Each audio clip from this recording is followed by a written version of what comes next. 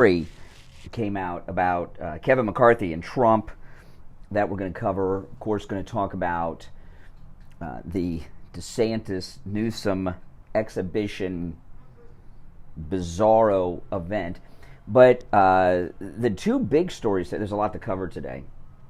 Big development with Israel, too. But the two big stories today, of course, of Tucker and Roseanne, which I'm going to talk about here in the beginning, as well as this event with President Trump and Kevin McCarthy, is what I'm going to lead with when we are live in just a few minutes. So, actually, less than a minute. Oh, my goodness. I'm coming on a little early today. All right, let's go. By the way, let me know where everyone's located in the chat. If you're not watching live, let me know in the comments, where are you watching from? What state? What country? Haven't done that in a while. Got to find out where the MAGA world connections are taking us. Okay, we got 17 seconds. Pennsylvania, Virginia, Texas.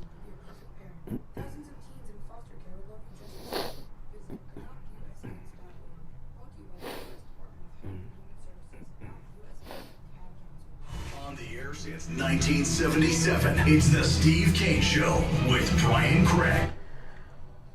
All right, yes it is. Good morning, one and all. It is Friday already.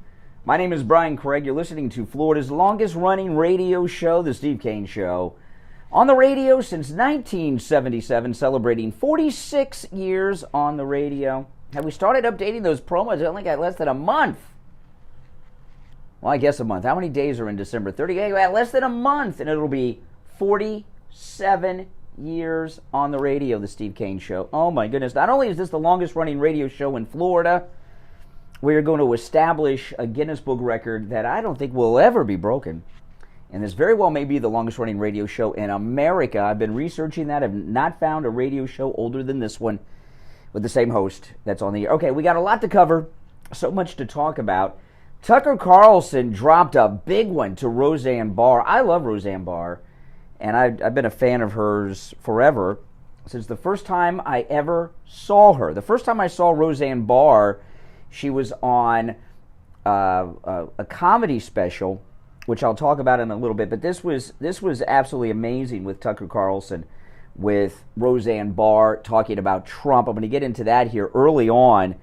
But I saw a story this morning I'm going to start with, and then we'll get into Tucker, about Kevin McCarthy and the greatest president ever, Donald John Trump, the 45th and soon-to-be 47th Presidente de Estados Unidos, as they say in the Democrat Party. All right, so, yeah, lots going on. Yeah, see, all that Spanish in high school and college, I can say that, and baño, that's about it. All right, so let's get into this. We've got a lot to cover. Oh, yes, and today is Open Phones. It is Friday, Open Phones. On Friday, we call it Open MAGA Mike Friday.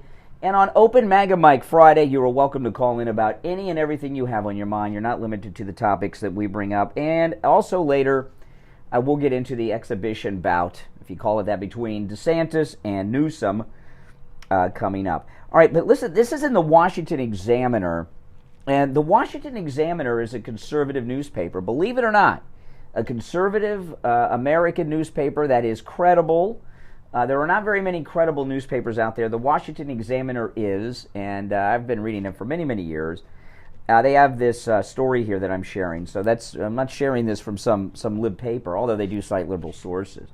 Kevin McCarthy, listen to this. I got to speak slowly because I don't want to make a mistake.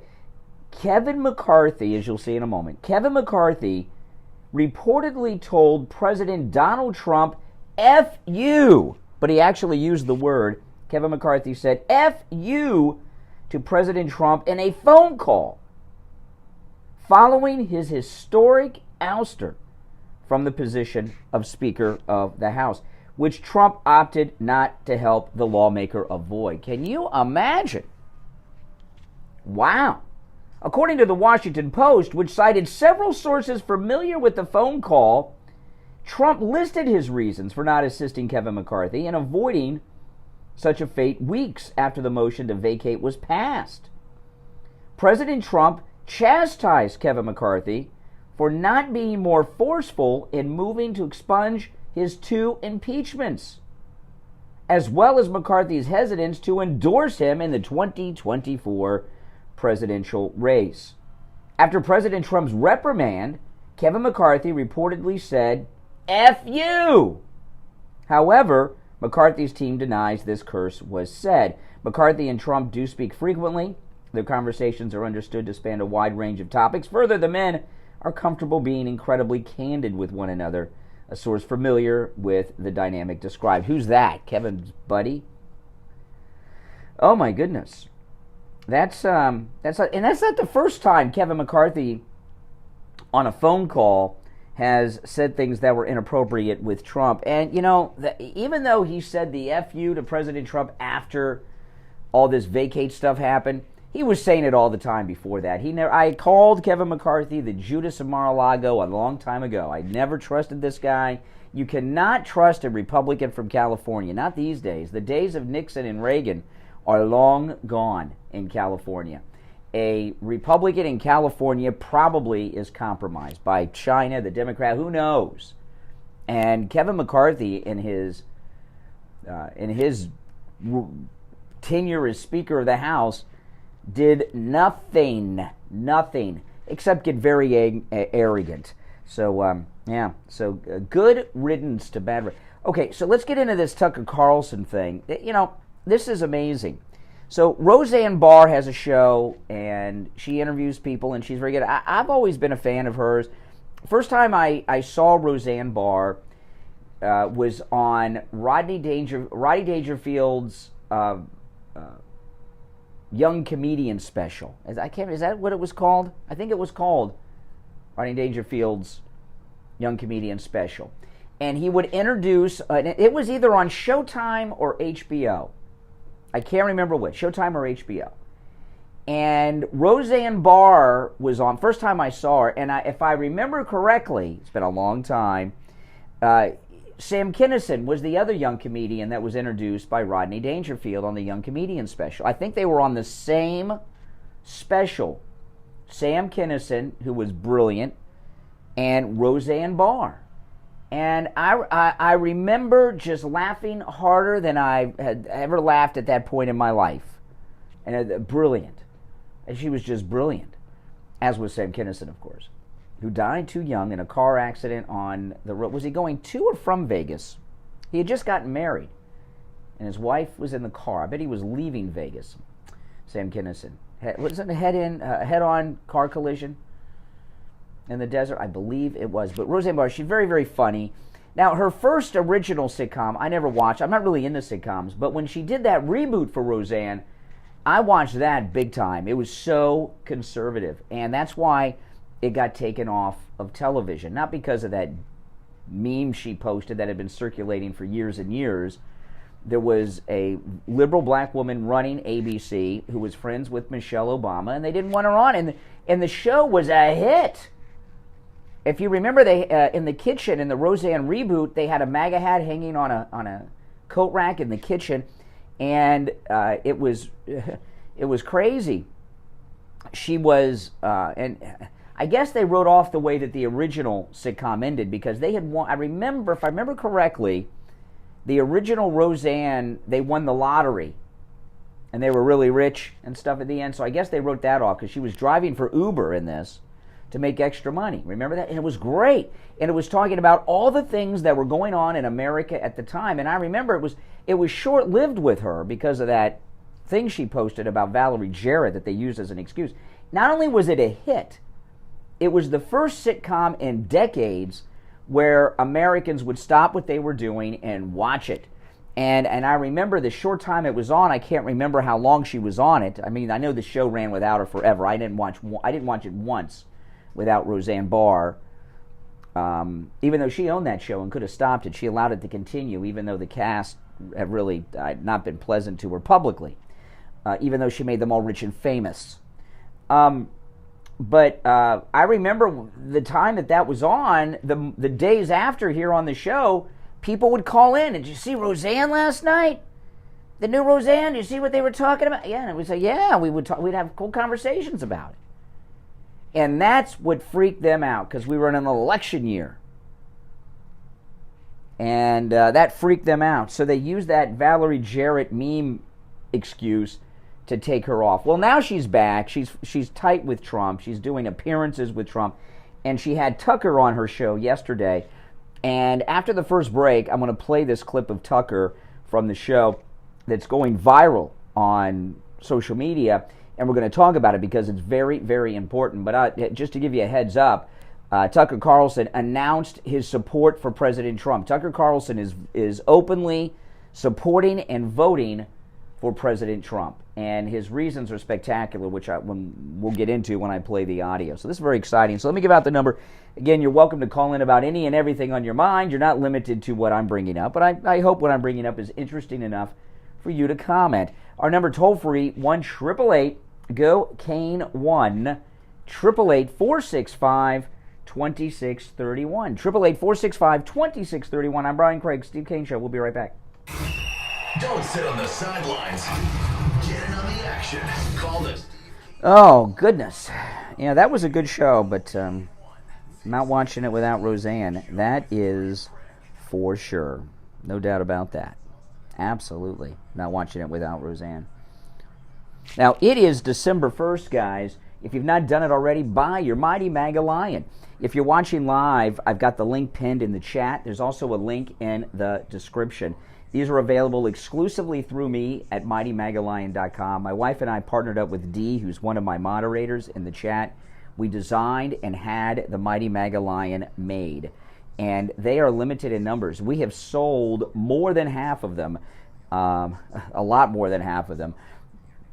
And once they're gone, they're gone. We're not going to have these redone. So order yours. If you order more than one, you get a discount. You can just go to the website, MightyMagaLion.com. And, yeah, you can see, for members, you got one of the emojis is the Mighty Maga Lion. Once they are gone, they are gone. We're not going to have these redone. Again, this is the only Trump-inspired merchandise like this, wearing the MAGA hat. This particular one is the one I took the Trump star on the Walk of Fame in Hollywood, California. So, again, if you're watching live, there's a link pinned in the chat to MightyMagaLion.com. There's a link in the description of the video. Or you can just go to the website, MightyMagaLion.com, and order yours. And if you order today, it will be going out, okay, today. MightyMagaLion.com. And, yeah, I got a whole batch.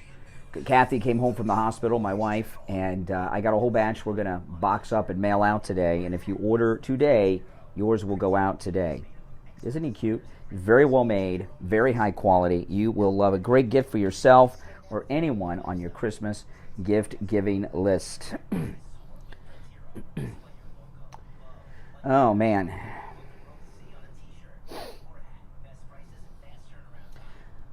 I'm glad Tucker's come out of the closet like that. That's awesome. I think it's freaking awesome. Guam. Hey, Guam. Snow in Idaho. Oh, boy. Belgium. Welcome, Belgium. You're the first person that I can remember in the chat room when I've asked where everyone's at that said Belgium. Vernon Butcher, watching from Belgium. Wow.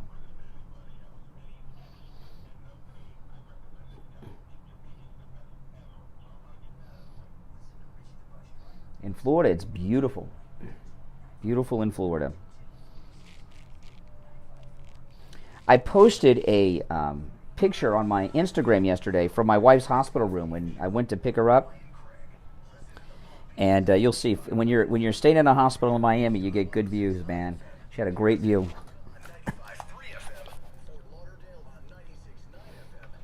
Anywhere in the world at TrueOldiesFLA.com. All righty.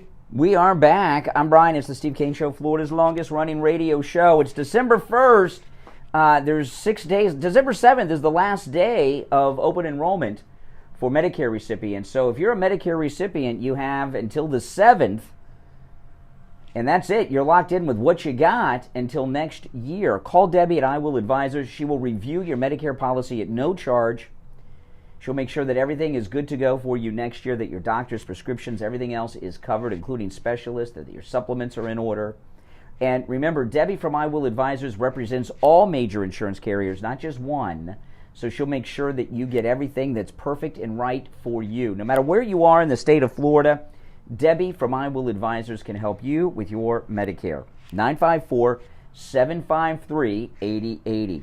954-7, did I get the number right? Let me get, it's early in the morning. I haven't had all my coffee yet. Let me check. I was doing that off the top of my head. 954-753-8080. I got it right. 954-753-8080.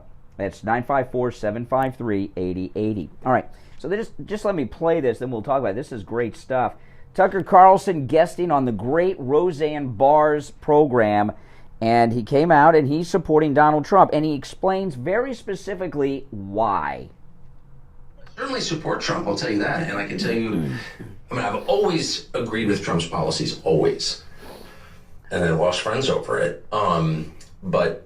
And I've never really actively supported anybody because it's not my job to actively support people. I watch, you know, I like to watch. But I'm a voyeur. Yeah. But I became an active Trump supporter when they raided Mar-a-Lago last summer, the summer of 2022. That can't stand. No, that can't. And I It's something. agree with Trump on a lot. But even if I disagreed with Trump on a lot, I'd still be a Trump supporter because you cannot allow that. You cannot allow the regime, the president of the United States, to use the Justice Department to knock the front runner out of the race. You can't do that. No, you can't do that. So it's bigger than Trump. It's bigger than Biden. It's a question of, do you want to live in a free country with a functioning justice system?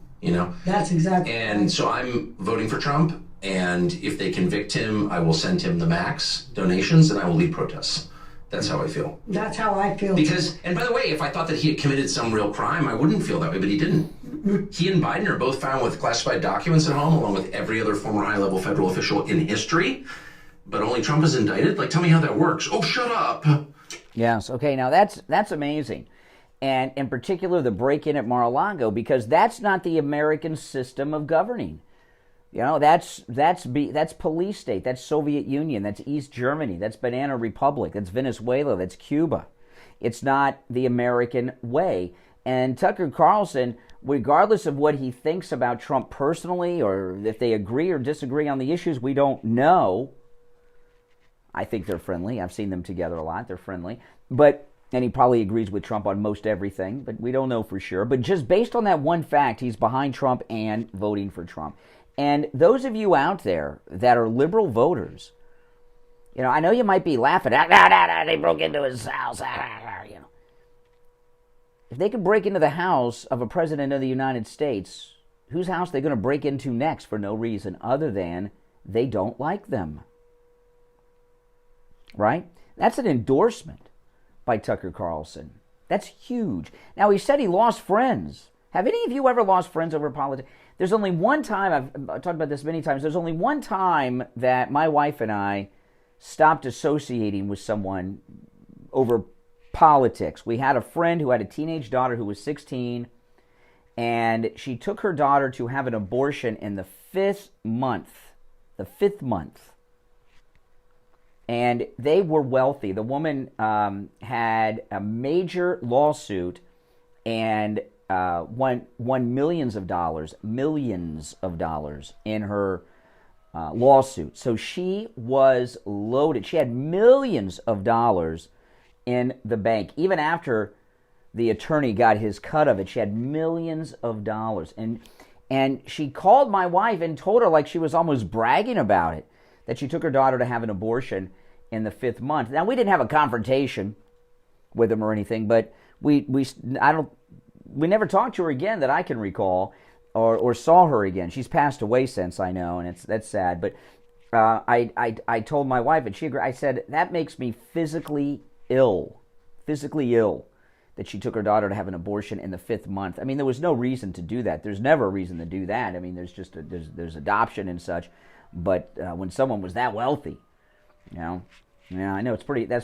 But other than that, and I wouldn't consider that a losing a friend over politics. That's just that's a sickness. You got a sick person there that did something sickening, and you just.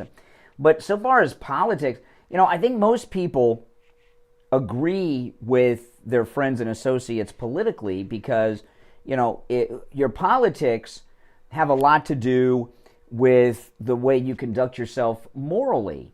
Like I was watching this local news story from San Francisco, where they showed these watch parties for the Newsom. They had watch parties in San Francisco for the Newsom-DeSantis debate, and they went to a Democrat watch party and a Republican watch party, both in San Francisco. And when they were interviewing the people that were Democrats, the first guy they interviewed was wearing a silk blouse, And there was a woman they interviewed at the end. I don't know what their gender was at birth. I have no idea. And then they go to the Republican thing, and they're all wearing like dress shirts and ties and things like that. And it's clear who they. So people gravitate when it comes to friends based on people they have things in common with. That's how you become friends. But losing friends over politics, that's crazy. And Tucker said he's lost friends over his support of Trump. How does that play out?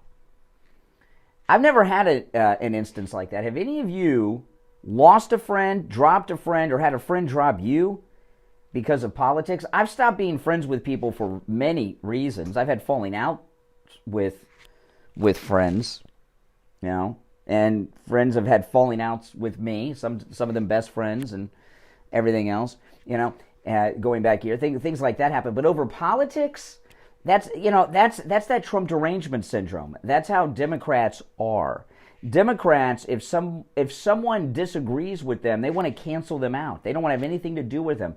And if that involves no longer having a blow up and no longer being their friend over politics, they'll cancel them that way. They'll fire them at Fox News or do whatever it is that they do. Okay? And that's the way liberals are. But I can't think of, in fact, anyone I know who's had a falling out over politics. I'll tell you, I know Steve. Steve's a Jew. You guys know that. But he's also a Christian. And he became a Christian, 20 years ago or something. And he lost friends when he became a Christian. Some of his liberal Jewish friends dropped being friends with Steve when he became a Christian. And that was really bizarre to me. I was in shock over that. I really was. In particular, some of the people that did it. But that's not really politics, is it? That's just bigotry, religious bigotry. And maybe the same goes true for people that drop being friends with someone because they openly support Trump, like Tucker Carlson talked about. Now, one thing I'm unclear about with Tucker, and I did not see the entire interview with Roseanne Barr. So if any of you did, and she brought this up, let me know. But the last time I heard, Tucker Carlson was still working for Fox, that they just took him off the air, remember, and they're trying to continue his contract, and he can do a lot of things as long as he's not paid for it. And I'm curious as to whether or not he's still getting paid by Fox News. I believe that he is. I haven't heard him update that status, but if he brought that up on Roseanne, let me know. All right, we're coming up on our bottom of the hour break. I got a lot to cover today. This has been a week of just so much to cover, and I'm going to jump into some other things when we get back. But that break-in of Mar-a-Lago is one of the defining moments in this country. You look at these polls with Trump, 40, 50 points ahead of his opponents. A lot of it has to do with that break-in at Mar-a-Lago. That scares a lot of people. And you know what? It should scare people, because not only did they break in with Mar-a-Lago, they went through Melania's closet and drawers, and they also violated Barron's room. I mean, that's hardcore dictatorial police state tactics, and it's disgusting, it's un-American, and all those people involved should be jailed. They should be arrested, prosecuted, and hopefully convicted for all those crimes in Trump's second term. All right, we'll take our break for the bottom of the hour. It's the Steve Kane Show. I'm Brian Craig, back after this. Making morning radio great again. I think you're gonna really love it. It's the Steve Kane Show with Brian Craig.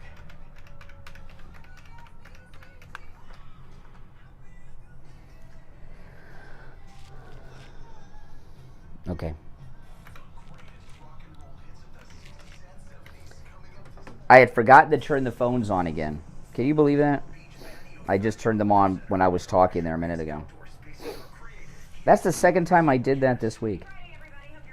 I think I did it earlier. Not this week. I did it one day last week.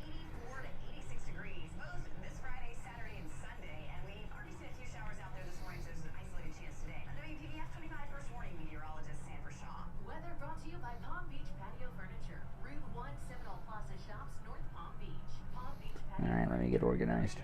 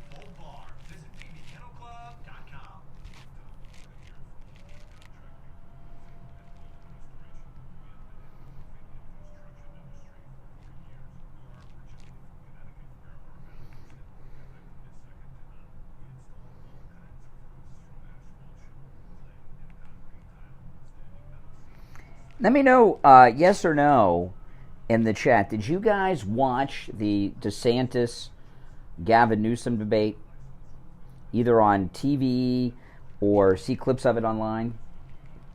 Because I have some clips about it. I was thinking about getting into those after the break. No. Wow, not one person. One person, okay. I did not see it live last night. I did watch it this morning, and I have some clips.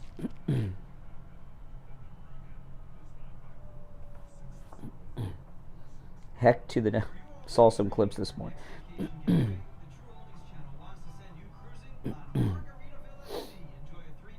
Depending on me, Carol. Oh my goodness. So I think we got 2 yeses, a few clips. Motorcycle drag races. What are those guys in dresses on motorcycles?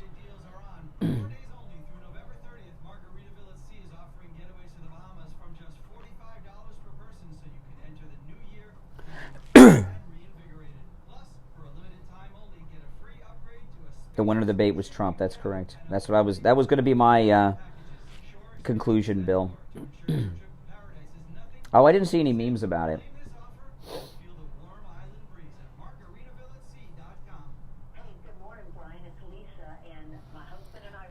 And guys, if you've not done it, order your Mighty Maga line. It is December 1st. This is the Christmas present of the year. This is like the Beanie Babies of the 90s. This is like the Cabbage Patch Doll of the 80s. This is the hottest Christmas gift, available exclusively through me at MightyMagaLion.com. If you're watching live, there's a link pinned at the top of the chat, a link in the description of the video. If you're not watching live, or you can just go to the website, MightyMagaLion.com. And remember, if you order more than one, you get a discount, all right? All right, I'm coming back after this. If you want to sell your home fast and easy without a realtor and save thousands in commissions and closing costs, call me at 561-570-7070. You can sell us your home in as little as 3 days or on your time frame. We can even pay you a cash. I have, let's see here, 3. I have 6 We guarantee to make you a fair and honest offer. clips Our home buying process of it. is simple, and we can make you a cash offer over the phone or in person, whatever works for you. Do you have a home that needs a lot of work? Did you inherit a house you don't want? No problem. We can buy your home no matter the condition or situation. You don't need to clean or fix anything, and there's no commissions or closing costs. If you want to sell your home fast and easy, we'll buy it. Call us today for a free offer. 561-570-7070. That's 561-570-7070. 561-570-7070. All right, here we go. Now, back to the Steve Kane Show with Brian Craig, celebrating 46 years on the air. All right, welcome back, one and all. I'm Brian. It's the Steve Kane Show. I did a poll on my YouTube live chat. I asked people if they watched the Gavin Newsom-Ron DeSantis debate last night with Hannity moderating on Fox, and only 2 said yes. Most everyone said no. Some said clips online. I have 6 clips of the debate, and I'm gonna go through them and talk about them. And I did not watch it last night either. I watched it this morning and pulled off some of the clips. Now, I know everyone's talking about, okay, who won the debate? Who won the debate? Well, neither of those two won it. President Trump won the debate, like he's won all the debates he has not participated in. It just illustrates the stupidity of liberalism and also shows how weak these other Republicans are who talk a good game and do nothing. But if I had to pick a winner out of the two, and I know I'm biased because I don't like either of them, but out of the two, I can't call them candidates because even Gavin Newsom said that neither of them are going to be the nominee, but out of the 2 governors last night, I would say Gavin Newsom won the debate. And it's not because I dislike Ron DeSantis so much. It's all about zingers and one-liners, and he had the best one-liners, Gavin Newsom. And Gavin Newsom had a very interesting campaign strategy, and it was actually, for a liberal, a brilliant debate strategy for this one. Because fact-checking isn't really going to be that important for this debate, because other than Fox and these clips I'm going to play here, no one's going to really talk about it too much. But Gavin Newsom just lied through the debate, knowing that the next day there wouldn't be any real serious fact-checking. You know, even the Young Turks, very liberal, said that Sean Hannity did a good job and bested Gavin Newsom, which I was surprised about. I was surprised that liberals at the Young Turks were talking about it. But I'm going to go through some of these clips because I know very few people in this audience watched that debate, and I don't blame you. You know, it was really like an exhibition fight. I mean, who cares about that? You know, like Steve, I talked to Steve about this a lot. He rarely does he watch a football game that he doesn't have a bet on. And I always tell him, I said, you're not a sports fan, you're not a football fan, you're a gambling addict. And he has told me, he may change his view on this today, but Steve has told me many times that he really doesn't enjoy a game unless he's got money on it. He's got a vested interest, something to lose. And when you see 2 people having a presidential debate, neither of whom are running, it's hard to get interested in it, isn't it? You know, and it's just a waste of time. And I'll say sometimes I'll get into sadly binge watching a TV show on occasion. Like I'm just finished. I've got two or three episodes left of a show I've been binge watching on Netflix for a while. A K-drama, Korean drama. It's a very good one, and I can't remember the name of it, but it's like 16 episodes, and I'm on episode I think 14, maybe 15. I think I'm on episode 14, and I have binge watched too many things, I must tell you, over my lifetime. And when I watch that final episode, even if it's a great show like Lost or the reboot of Battlestar Galactica or something, when that last episode is over, I feel empty. Like, how many hours of my life did I waste?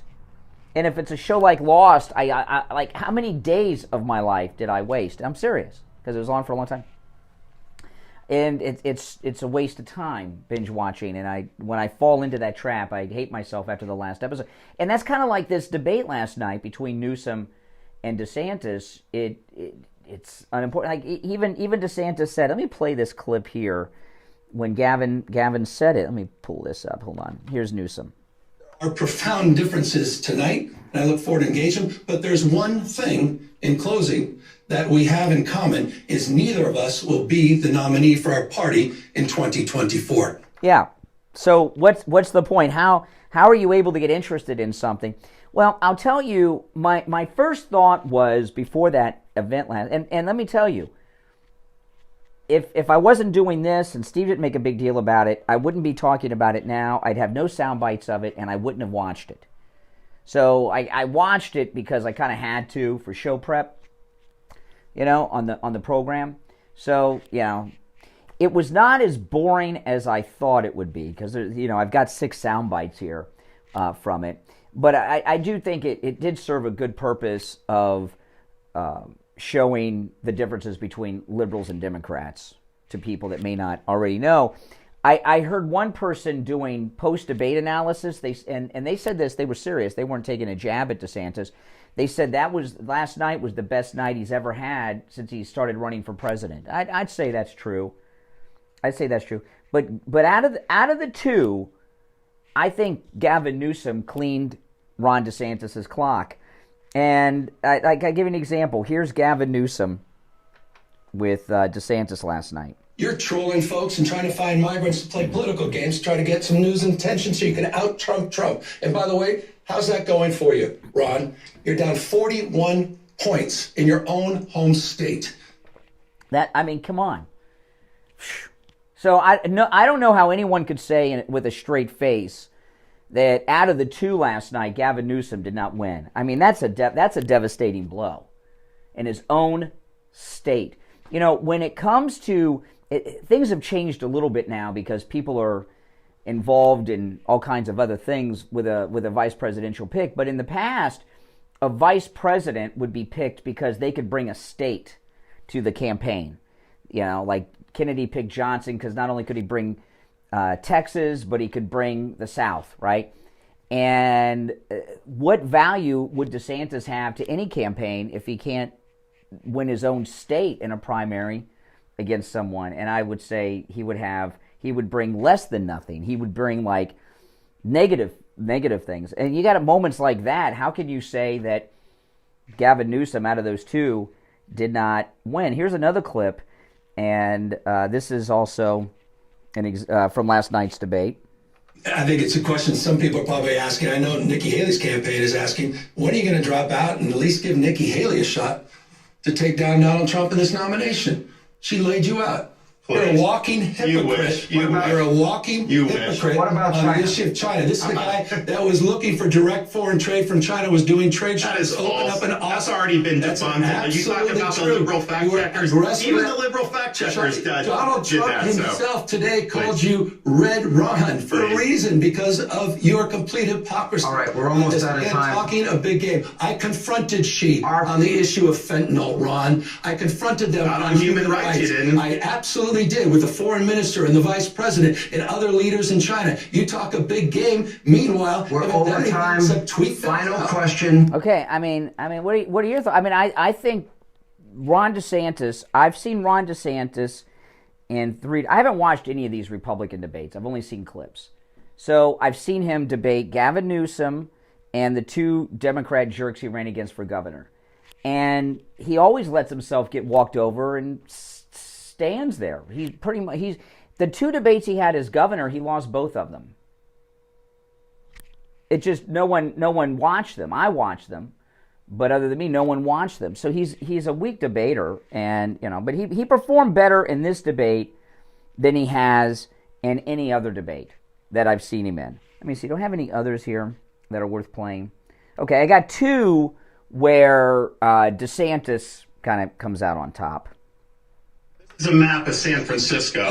There's a lot of plots on that. You may be asking, what is that plotting? Well, this is an app where they plot the human feces that are found on the streets of San Francisco. And you see how almost the whole thing is covered, because that is what has happened in one of the previous greatest cities this country's ever had. Human feces is now a fact of life, except when a communist dictator comes to town. Then they cleaned up the streets. They lined the streets with Chinese flags. They didn't put American flags there. They cleaned everything up. So they're willing to do it for a communist dictator, but they're not willing to do it for their own people. Okay, now that was a good moment. And he actually, at that time, he held up the map. They printed it up and he had it in his hand, and that's a good one, the feces map.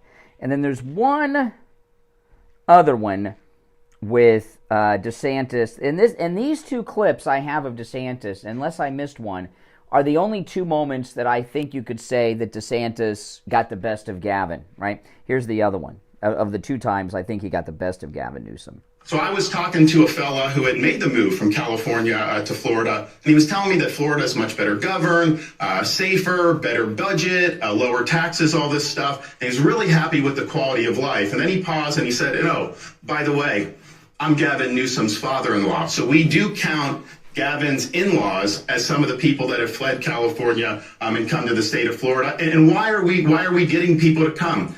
We have a 50-year low in the crime rate. You don't see in the last 10 years, we've had a 45% decline in homelessness. California's had a 45% increase in homelessness. We back the blue. I was walking the streets of San Francisco a couple months ago, and I had some of the cops in San Francisco do a beeline to come over to me, and I didn't know what they were going to say. And they're like, "We want to thank you for standing for law enforcement because we don't get that support in the state of California." So people understand quality of life matters. They understand that Florida's doing it right, and I can tell you the numbers speak for themselves. We have way more people moving to this state than leaving.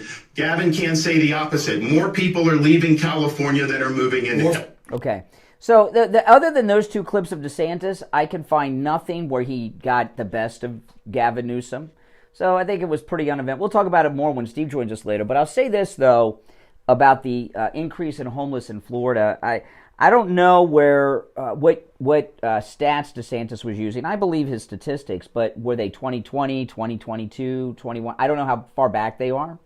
But we have a major increase in homelessness in this state right now. Rents are so high. Home purchases are all, home prices have gone up, plus the interest rates. And if you go through the neighborhoods of Florida, and I see this in my own neighborhood, and I hate this. Adult kids are moving back home. And they're moving back home because they can't afford the rent to move out on their own, or they've lost their house, or whatever it is. Adult kids are moving back home with their parents.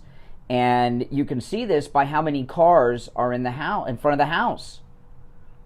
I mean, I don't like it because in my community, my HOA is pretty strict on some things, but some things, I guess, when they made the bylaws, they didn't think about this. They didn't, they don't have a limit on the number of cars that you can park in front of your house. And I drive through my neighborhood and I see cars. Sometimes I'll count. And some houses have 6 cars in front of them. Now, when my daughter lived at home, I have a car, my wife has a car, my daughter had a car. But when the adult kids move home, they move home with their spouse. So that's an additional 2 cars. And some of them have kids that are teens that have cars too. And so I'm seeing regularly in my neighborhood, in my development, 6 or more cars in front of houses. I mean, they're parked in all the driving, they're parked on the swale, they're parked in the street. I don't like it because it makes the neighborhood, not look so nice, and I got to drive around and stuff like that. But it depends on what you can. Not everyone who's homeless is at an intersection with a sign asking you for money. There's other type of homelessness, and there's been a big homeless problem in this country that's not really being measured. So Ron DeSantis, I'm sure they have more homeless in California than we have when it comes to street people. I know. I was just there. I mean, my goodness. And when I was in Los Angeles a couple weeks ago, and I went to Hollywood, my daughter, she's like, "Oh, there's this bar in Hollywood we got to go to. It's a Star Wars themed bar." So my daughter and with her friends, they took me to this bar, and I cannot tell you how many homeless people were just sound asleep. And this was in the middle of the day on a Sunday, on the Hollywood Walk of Fame over the stars. I basically had to step over people as we're walking down the Hollywood Walk of Fame, and even stepping over people to get into the Star Wars themed bar. And the people that worked in there, well, they looked kind of homeless too, quite frankly. We didn't order any food, and didn't drink anything out of the glasses either. Okay, but there's different types of homelessness going on in Florida, and I will tell you that I love Florida, but as glorious as Ron DeSantis paints Florida, he's probably out of touch with reality because he's been out of Florida running for president for so long. But things are not well in Florida. This is today's Florida under Ron DeSantis. This is the worst this state has been economically and many other ways than it's ever been. And I've lived here almost my entire life. I've lived here since I was 11, and I've lived here my entire adult life. I've never seen things in Florida as bad as they are now, including homelessness. Okay, so DeSantis, DeSantis's references are like 3 years out of date, and a lot of things have happened in the last 2 or 3 years in Florida. I'm Brian. It's the Steve Kane Show. We'll break and be right back. The cold, hard truth. Delivered morning 6 to 9 right here on The Steve Kane Show.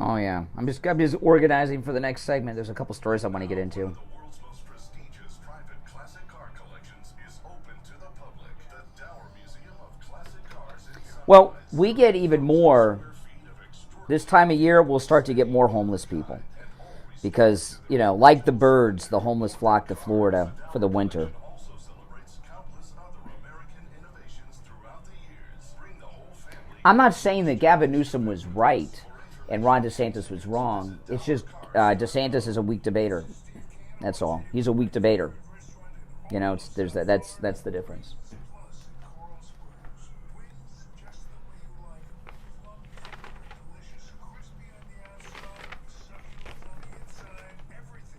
I don't know if that makes sense to you. So I'm not saying that Gavin Newsom was right. You don't have to be right. You can be wrong and win a debate. Because, you know, a debate is a duel. We take on the social justice warriors for breakfast. Now, the Steve Kane Show is on the air. All right, yeah, I was explaining during the break. You know, out of those two last night, I said Gavin Newsom won the debate. I'm not saying. Let me explain that a little bit because some people I don't think understand. I'm not saying Gavin Newsom was right in what he said and DeSantis was wrong. You can be wrong and still win a debate. A debate is a duel, and it doesn't matter who's right or wrong. That doesn't mean that you're right when you win a debate. I don't know if that makes sense to you guys, but it makes sense to me.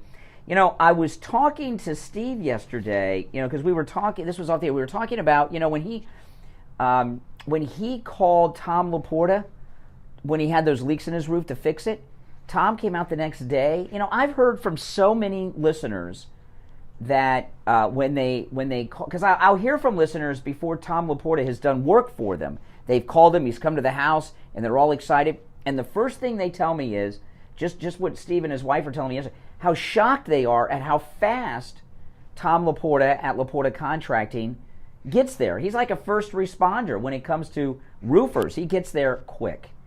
And that's amazing because he covers the entire state of Florida, Tom Laporta.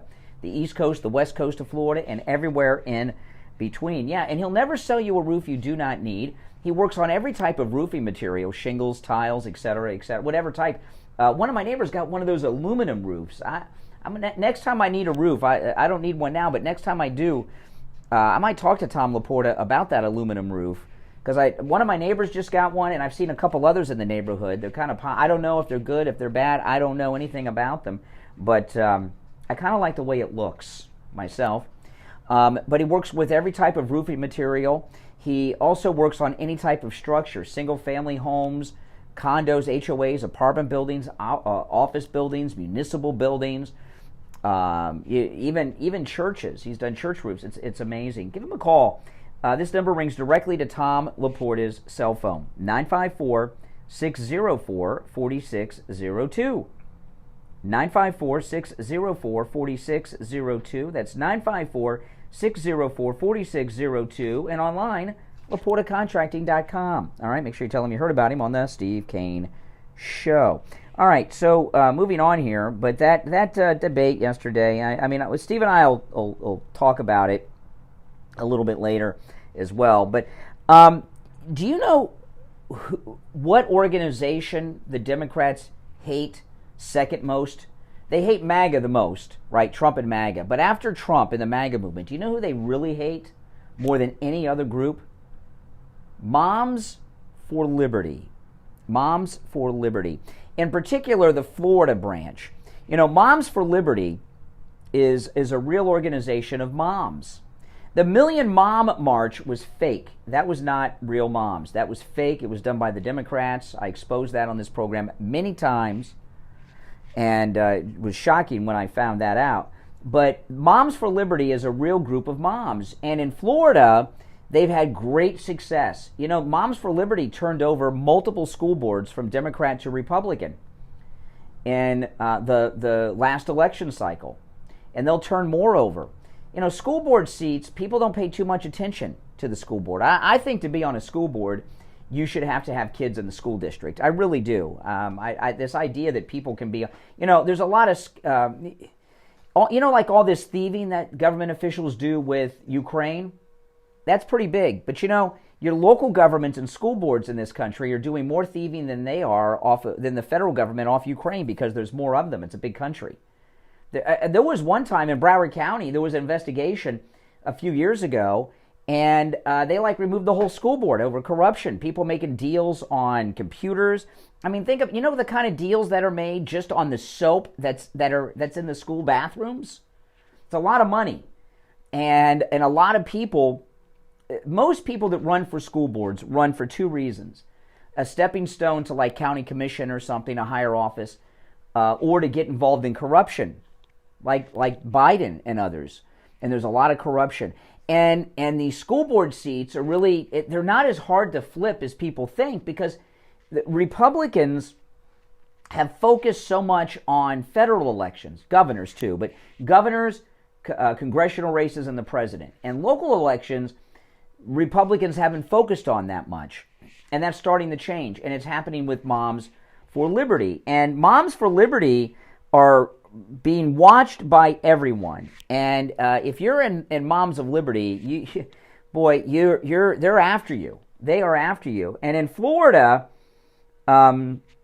we've got an accusation, and it came up in the debate. And Ron DeSantis, of course, is not supporting Moms for Liberty. Ron DeSantis. This is in the Daily Mail. Ron DeSantis thinks Florida Republican Party Chairman Christian Ziegler should step down while he's investigated for rape allegations from a woman he and his wife were engaged in a three-way relationship with. Now, I know some people will say, well, how can they be in a three-way sexual relationship and be conservative and be for Moms for Liberty? I don't know. There seems that, I don't support such things. However, that doesn't change them being right on what children have access to. This three-way relationship is something that's done in private. They don't have shows about it in elementary schools. But anyway, in a press conference following a debate in Georgia on Thursday between Newsom and DeSantis, DeSantis said the state's GOP is too important to get muddled with this investigation. Ziegler's wife, Bridget, is co-founder of Moms for Liberty, a right-wing parental rights group, and Sarasota County school board member. Sarasota is a great town on the Gulf Coast. I love Sarasota. I used to go there quite a bit, and it is it's really nice. You know what they have in Sarasota? They have Ringling Brothers. They have their they used to have their clown college there. I don't think it's still there, but there's a lot of remnants of it, and it's a really cool thing. The couple rising in the ranks of Florida politics had their ambitions rocked this week with the emergence of allegations against the husband. The accusations are very serious. I don't see how he could continue with that investigation ongoing, given the gravity of those situations, DeSantis said when asked if Ziegler should resign. Now, I don't know the details of it. I'm going to continue to read through this story, but anyone can make allegations. And that's, and we're going to let these liberals make allegations to bring down this important group without looking and seeing if they're well-founded allegations. Remember, this is a rape allegation. And notice how far I am in this story, and we haven't heard any details of this so-called rape. DeSantis said he just learned of the allegations yesterday. He says, I think he should step aside and tend to that. He's innocent until proven guilty, but we just can't have a party chair that's under this type of scrutiny. And is the Republican GOP party chair, is he with Trump or DeSantis? Does anyone know? This Christian Ziegler, is he with Trump or DeSantis? I could be wrong, but there's a rape allegation against him. His wife's with Moms for Liberty, the founder of it. He's got to be MAGA. DeSantis said, I hope the charges aren't true. I've known him. I've known Bridget. They've been friends. But the mission is more important. Christian Ziegler, the Florida Republican Party chair, now finds himself under criminal investigation after a woman claiming to be part of a three-way relationship with his wife alleged that he raped her. His wife, Bridget, is co-founder of Moms for Liberty. Together, they both have very powerful positions in the Republican Party. A heavily redacted police complaint obtained by the Florida Trident was submitted on October 4th and alleged the rape occurred in her Sarasota home. The words rape and sexual battery remained unredacted, according to the Trident. According to the outlet, the woman alleged she and both Zieglers had been involved in a long-standing consensual three-way sexual relationship prior to the incident. The alleged assault happened when Bridget was away from home. No criminal charges have been filed in the case, and Ziegler's lawyer denied the allegations. Also, she's saying that they hooked up when the wife wasn't around, so that means we don't have a witness. But a wife doesn't really help you too much as a witness. The incident, now under investigation by the Sarasota police, say happened when Christian and the unnamed accuser was alone in her home on October 2nd. Sources cited by the Trident said a search warrant had been executed on the cell phone of Christian. They're conducting a forensic examination of the device. He's chairman of the GOP of Florida. He was vice chairman of the state party before that, and also a Sarasota commissioner. His wife is co-founder of Moms for Liberty. Very little about this. This seems very weak, and I'm not suspect that they had some swinging relationship. I'm not. That's credible, but a rape. All of a sudden, they were calling Moms for Liberty Nazis the last time they were in the news. Now they got the husband up on a rape beef. I don't know. I don't believe it. We'll be right back.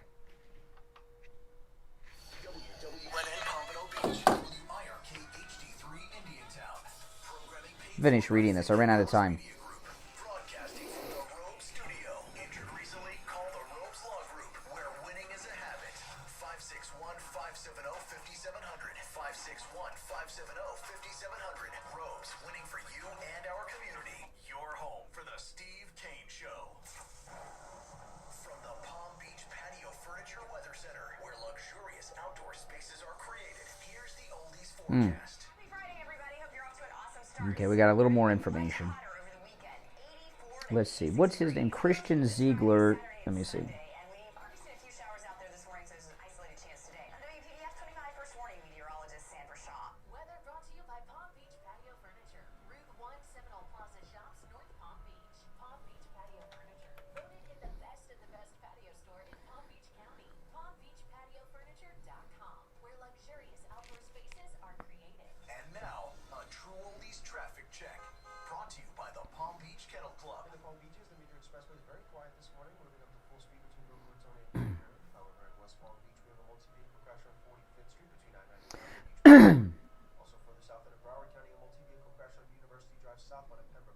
Oh, yeah. Okay, I got some more information. If you're on hold, hang in there.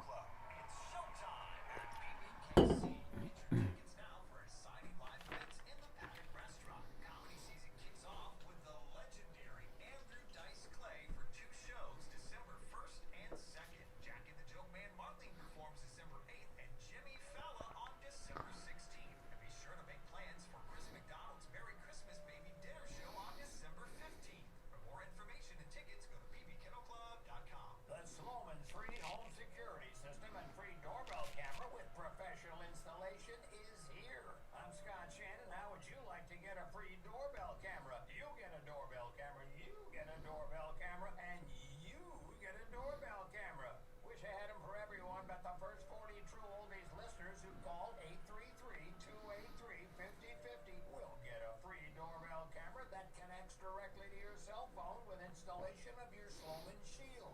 Yeah, you can see your home right there in the palm of your hands.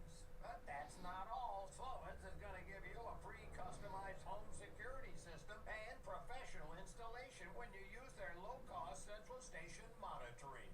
So you're going to get an LED touchscreen pad, a motion detector, 10 contacts. Yep.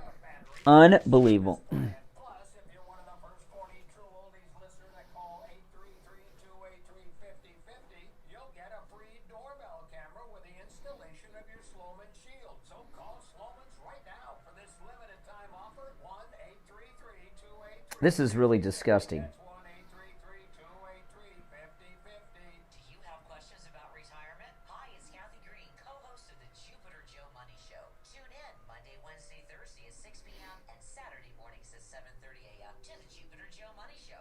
We answer all kinds of questions about retirement right here on your Jupiter Unreal. News channel. Here's your true oldies ABC News update. ABC News Now, I'm Tom Rivers. After a 7-day humanitarian pause during which Israel and Hamas exchanged around 340 hostages and prisoners, the hostilities are back on. Israel has always said it's made no secret of the Unbelievable. hostages are over. It would resume the war. Netanyahu Mm. officials have said repeatedly the goal of, in their words, defeating, destroying Hamas is still there. ABC's Tom Sufi Burrage in Tel Aviv. Alabama Senator Tommy Tuberville signaled that his 10-month-long blockade of high-level military promotions could be coming to an end as soon as next week. West Texas federal judge Alia Moses has lifted her order barring Border Patrol agents cutting the razor wire Texas installed on the border with Mexico. Keep migrants out so that practice will resume. Texas immediately appealed. This is ABC News. Gotta get rid of this old Backstreet Boys t-shirt. Because it stinks, boys. I've washed it so many times, but the odor won't go out. No, you tell me why I can't get rid of this odor.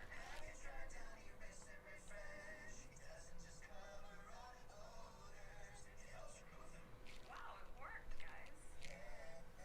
Downy Rinse and Refresh removes more odor in one wash than the leading value detergent in 3 washes. Find it wherever you buy laundry products. On the air since 1977, it's the Steve Kane Show with Brian Craig. All right, callers on hold, stand by. I've got some updates on this rape story. Okay, if you're just tuning in, just let me do a quick recap, and then I got some updates, all right, which I figured. Okay, so I was going through the news this morning. The Republican Party chairman of Florida, who is the husband of the lady who founded Moms for Liberty, and you know, Moms for Liberty, what Moms for Liberty do, they don't just openly oppose these filthy books that they want to put in public schools. They recruit candidates who are conservative MAGA candidates to run for school boards, and they train them on how to run and win. And they've had successes here in Florida. They've flipped school boards. Complete school boards have done complete flips, courtesy of Moms for Liberty. And the left hate them. How many times have you heard them attacked on The View and places like that? So a woman has accused the husband of the founder of Moms for Liberty, who's also the head of the Florida GOP, of rape. Now, it's the woman said that she and the couple had, some type of swinging thing going on. She was involved in 3-way sexual activity with these two. And I'm not crazy about the head of Moms for Liberty and the head of the GOP of Florida being swingers, which that seems credible to me. I don't know, but it seems credible. But the third wheel there, she's accused the husband of rape when the wife was out of town. And DeSantis has called for him to step down immediately. And Moms for Liberty have been under attack all over this country many times, calling them Nazis and other things. So I just looked up on this guy a little bit. He's a Trump MAGA guy. He used to work with Corey Lewandowski. So you think it's just I don't buy this rape beef. And DeSantis is probably happy to see him go because there was a battle to become the chairman of the Florida GOP, which is a very important role. This is a big state, and it's a red state. There was a battle between this guy and another guy. The other guy was DeSantis's guy. Okay, so DeSantis lost that battle to the MAGA guy. So he wants him out anyway. That's why he's not staying. I'm not going to stand up for a rapist, but I'm also not going to say that a man should have his entire life destroyed because of an accusation with no details. And another thing, you think it's just a coincidence that the Trump MAGA head of the Florida GOP, who came up through the ranks working and learned the trade from Corey Lewandowski, and his wife founded Moms for Liberty, you think it's just an out of the blue coincidence that he's being accused of rape? I don't think so. See, I tell you, see how difficult it is to be MAGA in this country? The dirty tricks you know who I think's behind this? Not the Democrats. I think the Republican uniparty establishment are behind this. Give me a break. This is shocking stuff. All right, our number 1-888-GO-CANE-1, 888-465-2631. What do you think about this? And DeSantis dropping the guy. It's not a credible allegation with all the other dots that you connect, with the vagueness of the accusation. But again, it is open phones. It is Friday. We call it Open MAGA Mike Friday. I've been jibber-jabbering a lot with a lot of things. But you don't have to call in about the things I brought up. You can call in with any and everything on your mind. But I would hope to hear your thoughts on the subjects I brought up. Good morning. You're on the air. What's your name? Where are you calling from? Good morning, Conservative Doug. Oh, hey, Doug. First, quickly, I heard that woman speak at a Republican meeting, and I don't think they're into that swinging thing. I think this is yeah. She's a good-looking woman. I saw her. She's a good-looking woman. She's too good-looking for her husband. Good-looking woman, and the husband is a nice guy. I don't think, maybe I'm wrong, but I didn't get the vibes with that kind of people. I shook their hand and everything, but... Well, what kind of wait a minute? What kind of vibes do you get from a woman that tells you she's a swinger? How would you know that from something like that? Well, you meet a woman and you can see if they're committed. I've met swingers, and they're always sleazy. And they're sleazy. I've met, but believe me, I've met more than one swinger through my line of work. Okay, and when Steve and I had our cable access TV show, which was kind of a dark show, we had swingers on and things several times, and they're always sleazy. Yeah, that's what I mean. She seemed like a very conservative, nice woman, and not going to be looking to... Well, I don't think... I am highly suspicious that the MAGA GOP chair of the Republican Party, whose wife founded Moms for Liberty, I am highly suspicious of this rape allegation from this girl. I 100% agree. I think it's totally nonsense, but they come up with all kinds of stuff. Maybe it's true, but I don't think so. I think the other thing I wanted to mention is, you mentioned Tucker. Did you hear the Tucker interview with that guy, another Doug, that got arrested by having 10 FBI agents come to his house because why? He said on his internet that if you want to vote for Hillary... are you talking about the meme guy? Yes. Yeah. I saw that. That was a few weeks ago. I was going to bring it up earlier. Well, if the FBI are breaking down doors for it, why would you want to say it so bad? You want to get your door broken down? This is not the free country that we used to live in. Yeah, man. What I want to know is the 10 guys come to lock him up, and he lost the case supposedly. I guess he's appealing it. Because why? They said that even though they couldn't find anybody who... Mm-hmm. Yeah. For Obama 10 or 12 times, Yeah. Yeah. Mm-hmm.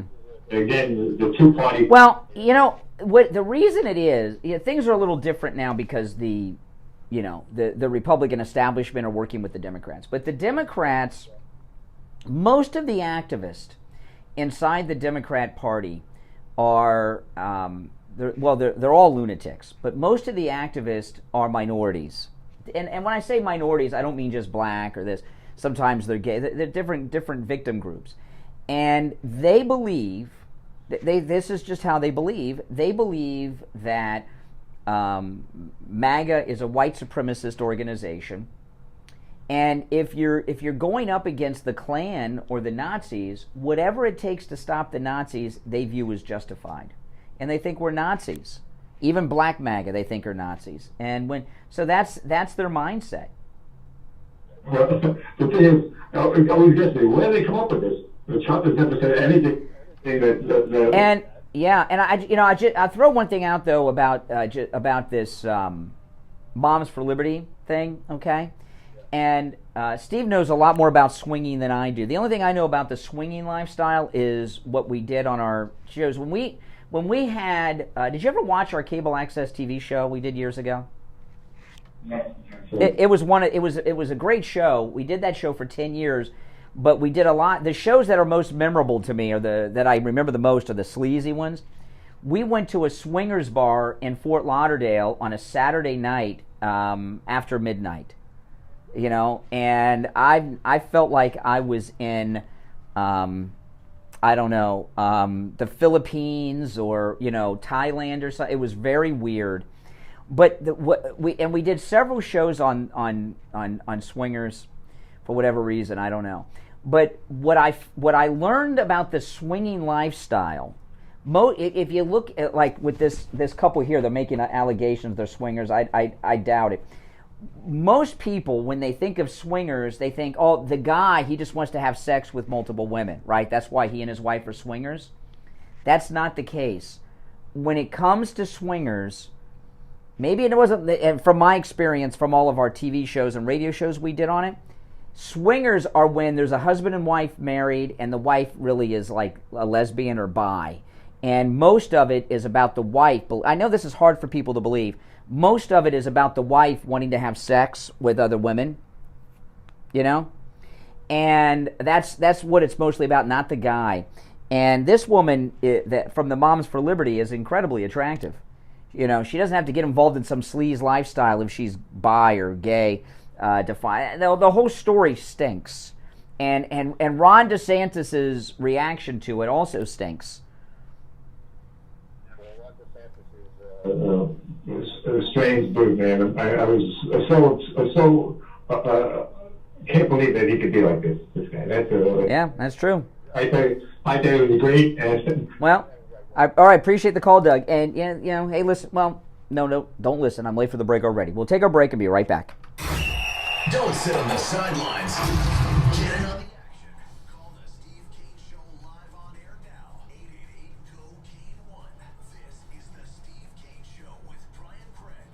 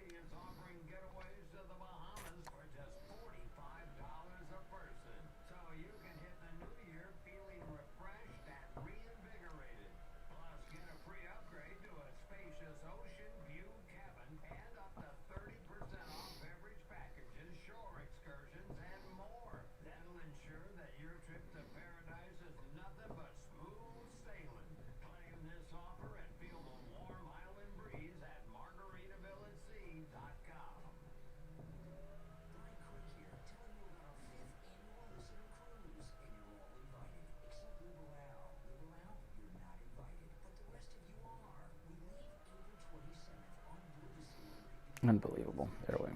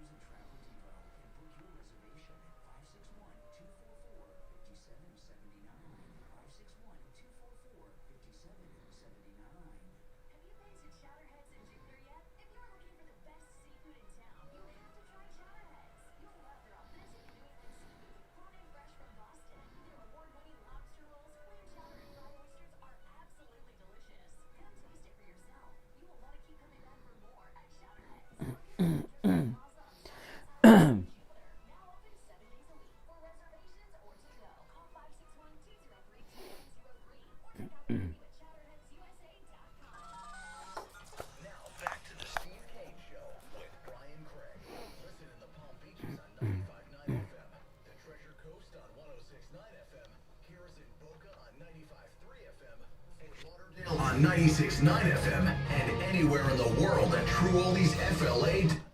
All right, welcome back, one and all. It's the Steve Kane Show. I'm Brian. Our number 1-888-GO-KANE-1. You know, it's December 1st. If you have not started doing your Christmas shopping yet, well, go right now to mypillow.com. And with our promo code KANE at checkout, K-A-N-E, you can take advantage of all the specials at mypillow.com. No matter what they say, you're not limited to the ones I talk about. But I want to talk about the MyPillow Mattress Topper 2.0. This is a 3-inch mattress topper. It's a major upgrade on the previous mattress topper. I had the previous one. This one, I didn't think they could improve it, Mike Lindell, but he did because it has temperature regulating technology in it. It keeps your body the perfect temperature all night long, both in the summer and the winter. I've now had it for hot days and cold ones too, and you're always the perfect temperature. And last night when I got home, I was so tired, and I lay down on my bed with that MyPillow Mattress Topper 2.0, and next thing I knew, the alarm was going off. It was time to get up to come to work. We had a caller call in yesterday who was talking about his. It is amazing. It will change your life. If you think you've gotten a good night's sleep before, you haven't until you've slept on the MyPillow Mattress Topper 2.0. Now, it makes a great Christmas gift. It comes in every mattress size there is. And it's a great gift for your spouse because you get to take advantage of it too. And it comes in a box that is perfect for wrapping. Okay? It comes in a beautiful box. And if you're not going to see the recipient, you can have it sent to them. And the MyPillow Mattress Topper 2.0 is 50% off with our promo code KANE at checkout, K-A-N-E. Order yours. You can also order by phone, 1-800-716-4879. 1-800-716-4879. Promo code KANE, K-A-N-E. All right, so, Democrats, they hate Jews. That's just, and that's not new. What's new about it is we have so many, Muslims that are Democrats that are anti-Semitic, but Democrats have never supported Israel. It's really crazy and hard for a lot of people to understand, but it's always been that way. And the anti-Semitism of the Democrats, you're seeing hardcore with everything that's going on with Israel. Did you see Blinken yesterday? This guy Blinken, the most effeminate Secretary of State ever. He is more feminine than Madeleine Albright. And I'm not kidding. She was the first female Secretary of State when Bill Clinton was president. And she was a woman, Madeleine Albright, okay? And she was more, and if you remember Madeleine Albright, you know exactly what I mean. She's more masculine than Anthony Blinken. Secretaries of State are tough guys, like General Haig and those guys. They're tough guys. Listen to this. But he's tough sometimes against the wrong people. U.S. Secretary, this is in Breitbart, U.S. Secretary of State Anthony Blinken told Israel that it lacks credit to conduct the kind of military campaign necessary to defeat Hamas. What does that mean, credit? Does he mean like actual credit, like we won't give them weapons? He said that the Biden administration would not tolerate large-scale bombing over months in southern Gaza. Blinken's remarks were leaked to the Israeli press. The Times of Israel quoted a transcript of the meeting with Israel's war cabinet. So this is Blinken meeting with the war cabinet of Israel. Blinken says this: you can't operate in southern Gaza in the way you did in the north. There are 2 million Palestinians there. You need to evacuate people from their homes, be more accurate in the attacks, not hit UN facilities, and ensure there are enough protected areas for civilians. And if not, then don't attack where there is civilian population. What is your system of operation? He's reprimanding the Jews. You know, this is a very important point for people to understand about Israel. The reason there's an Israel today is because of the Holocaust. When the Nazis were trying to wipe out Jews from existence from the planet, okay, countries wouldn't take them in. They had nowhere to go. There was a time when Jews could get out before the war, and even this country, led by Roosevelt, would not allow refugee Jews from Europe to enter the United States. So, and by the way, they knew about the Holocaust. They kept it secret. And then after the war, when people saw the atrocities around the world and were sickened and had the proper reaction, in 1948, Israel was set up so that Jews would have a place to flee oppression and attempted extermination. So, without question, Israel has a mandate to do whatever it is they need to do to stop their people from being murdered. So that's Blinken, who's reprimanding them. The Israeli defense chief responded, and he said to Blinken, "We follow a number of principles: proportionality, distinction, and the laws of war. There were instances where we attacked on the basis of those principles, and instances where we decided not to attack because we waited for a better opportunity." Then the Israeli defense minister says, after that, the entire Israeli society is united behind the goal of dismantling Hamas, even if it takes months. And then Blinken responded, "I don't think you have the credit for that." Now, what does that mean? Well, it doesn't mean money and things like that. What it means is they don't have world opinion and world support behind them. Since when have the Jews had world opinion and world support behind them? But what Blinken's really saying is the people that back the Democrats don't support Israel doing that. Okay? And yesterday, let me pull this up. I wasn't going to play this, but it's relevant to this. Marco Rubio was confronted in a hallway in the Senate office building by some Hamas supporters and had a bit of a confrontation. And Marco Rubio, he's not so little anymore. He's grown up. He's very good.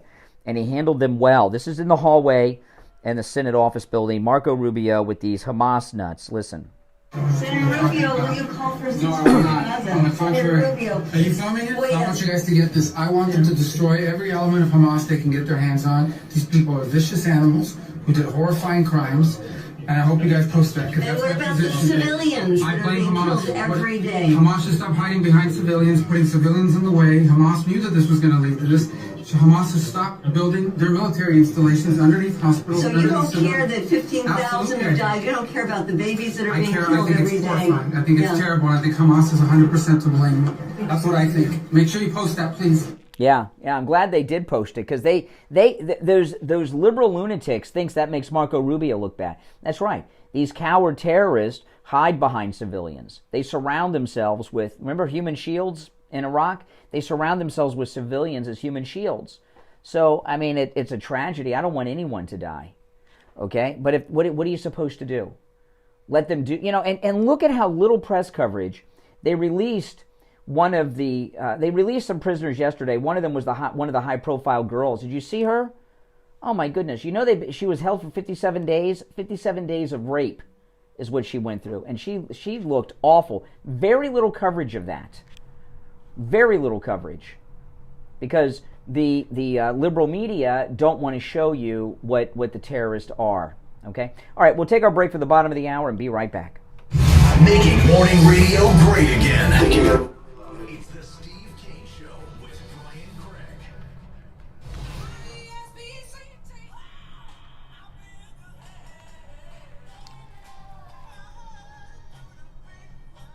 greatest rock and roll hits of the 60s and 70s coming up this morning.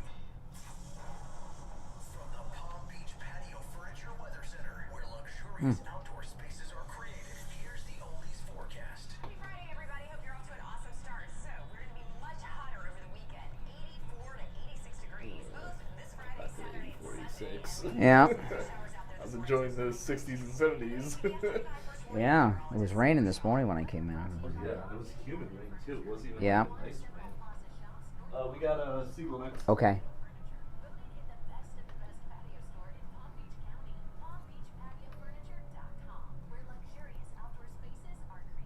And now, a true oldies traffic check. Brought to you by the Palm Beach Kennel Club. Palm Beach Expressway still crashed for me this morning. We stuck in an accident. Broken into a home called the Parker. Still the street. Accident now on 14 Beach along the line towards north of 14 Beach Boulevard. Another crash lingers on 45th Street between I-95 and Village Boulevard. Further south into Broward County and Pompano Beach, I-95 heading from off-ramp to Covens. The off-ramp is blocked by a multi-vehicle crash. This one is sponsored by Blue Street Fiber. HOA and Connie board members, it pays to have fiber.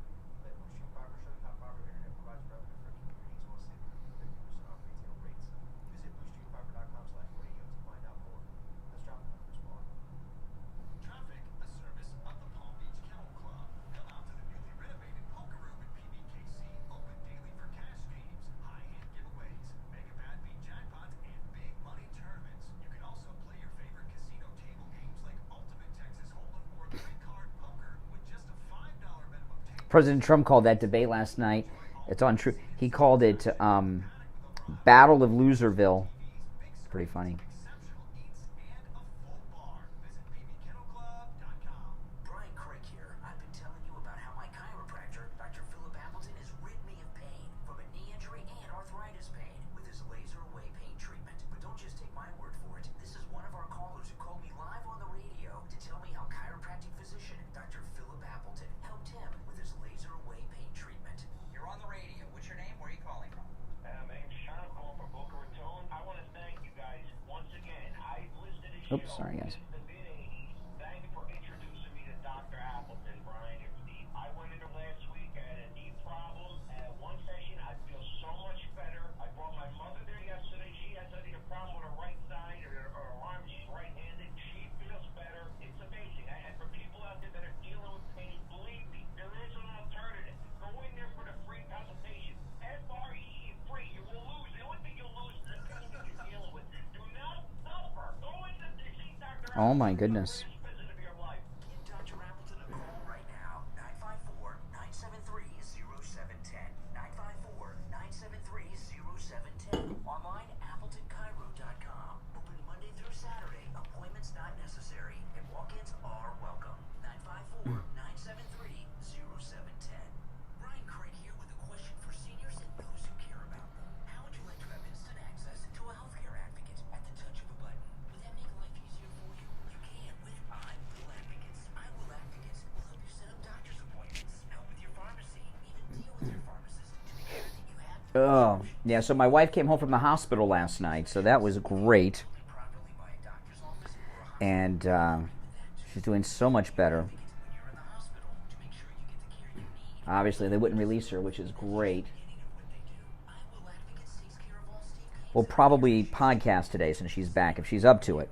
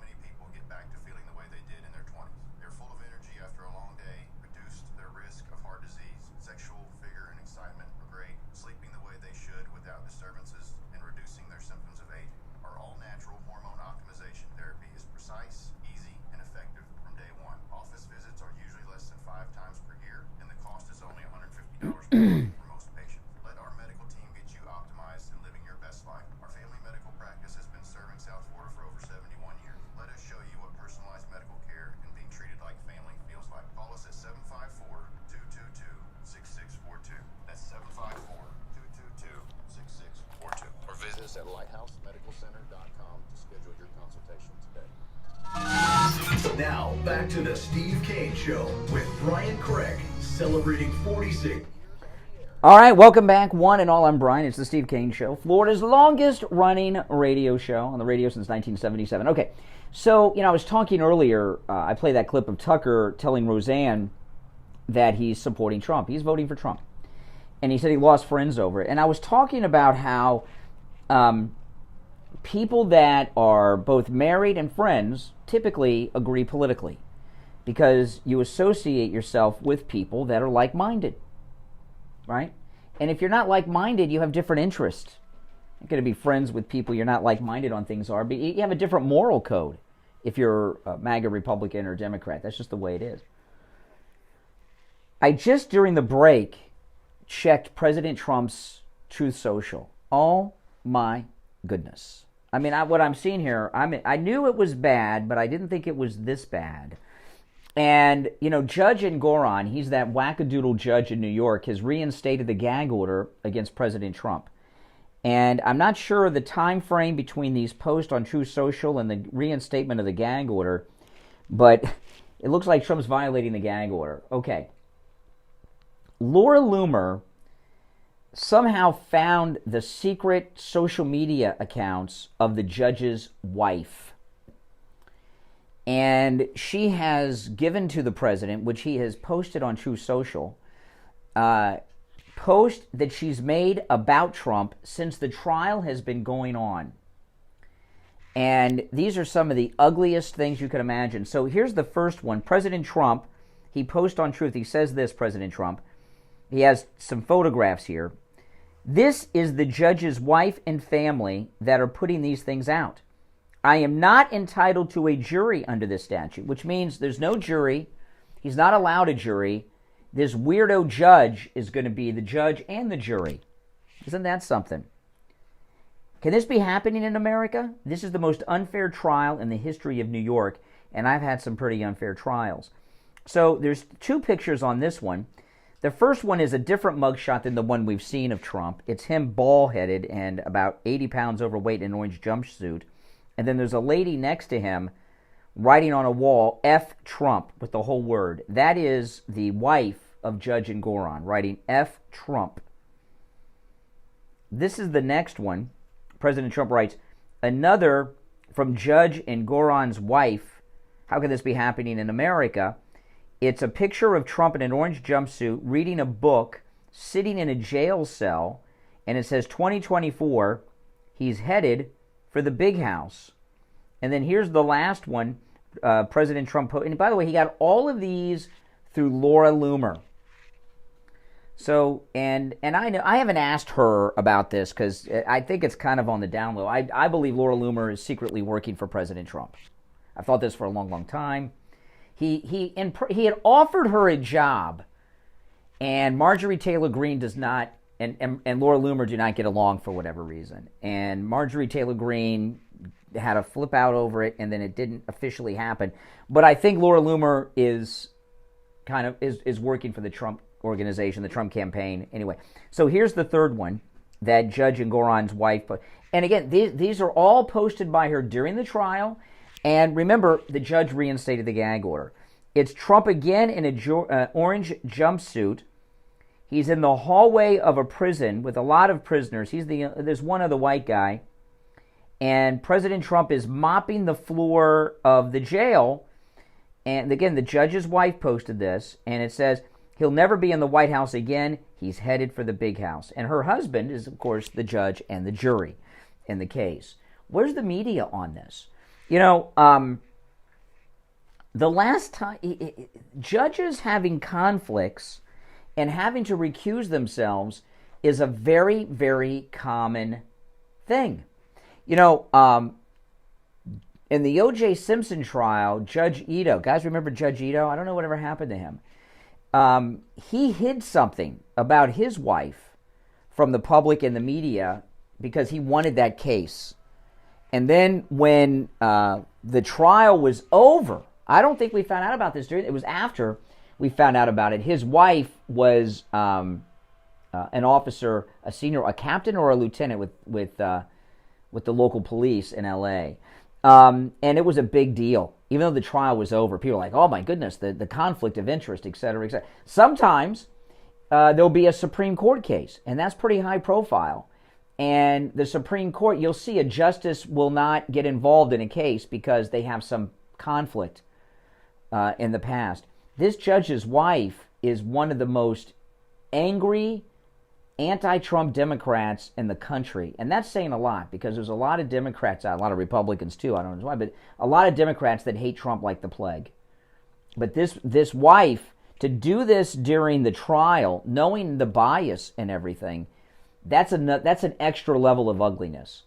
And the media are very well aware of all these things and more, including that stuff I played about the clerk earlier in the week. And there's a complete media blackout on it because they too, like Judge Engoron's wife, hate Trump. All right, our number is 1-888-GO-CANE-1. 888-465-2631. Remember, it is open phones on Friday, open MAGA, Mike Friday, any and everything on your mind's fair game. You're on the air. What's your name? Where are you calling from? Good morning. This is Barbara in Baltimore. Hey, Barbara. And hey, it's Steve, if you're there. Good morning to you as well. Those posts, the posts that you're referring to from Laura Loomis have been on Truth Social days. Yeah. They were put on before the gag. Well, no. Trump retruthed them. So I'm wondering, does that, when he retruthed them, was it before or after the gag order? I don't know. Well, it was yesterday. It was yesterday. He retruthed them yesterday. Okay, I saw them when they were on there a couple of days ago. So you might have redone it. Yeah.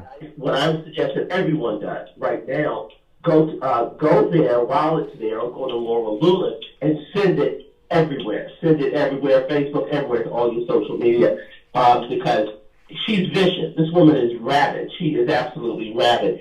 And I was so, I guess, surprised to see it. But he looks like a kook. So I don't. Well, no, but this is. Let me tell you. The judge is a criminal.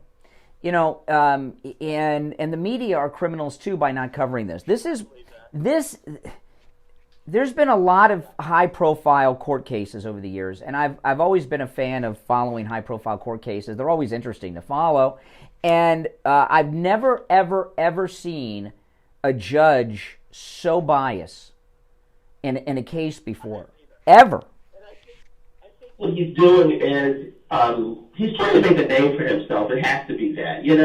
I sort of dismissed him because this is going to go to appeal. He's already said he was guilty, so he's really almost irrelevant at this point. He's a joke. No, he could render a verdict that forces the Trump organization to no longer do business in New York. Yeah, I mean, think about how many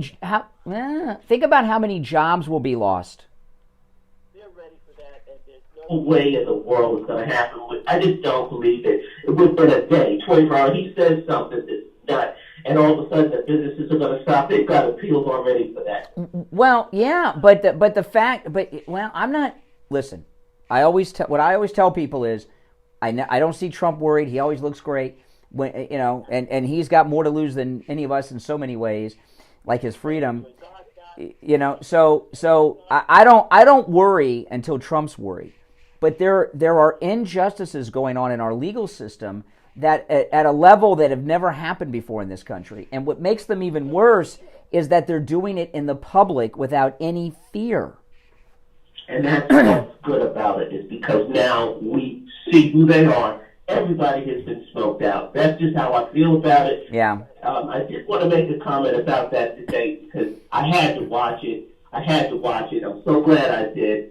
Gavin Newsom's career ended last night, not because Ron DeSantis was so good, because he looked amateurish, but he handled himself, but he was amateurish. Yeah. Gavin Newsom has shown what he is, and he is just as sleazy as he looks. He is the worst. He's worse than Joe Biden as far as. Well, I'll tell you one thing. I was watching this morning before I came in the Young Turks, which are liberal online news people. I mean, they're hardcore liberal, okay, and they were even saying, "Wow, Hannity did a great job." They fact checked Hannity's stats on California crime and such, and they said everything that was accurate, and they were in shock. These liberals that things are so bad in California. They didn't believe it. Yeah. So Hannity did a good job with that. Send him up. Hannity set him up. You know, he's always looking for the limelight. Hannity, Hannity, I have some issues with King Hannity, but hey, I love him. He sent my grandson the dog on electric bike for Christmas. Oh, okay. No, I think Hannity did a good job last night, and he was biased, but so what? You know, so what? Every debate that's ever happened has been liberally biased. About time we get one. What was exposed about Gavin Newsom last night?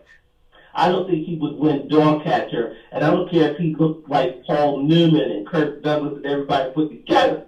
He's done.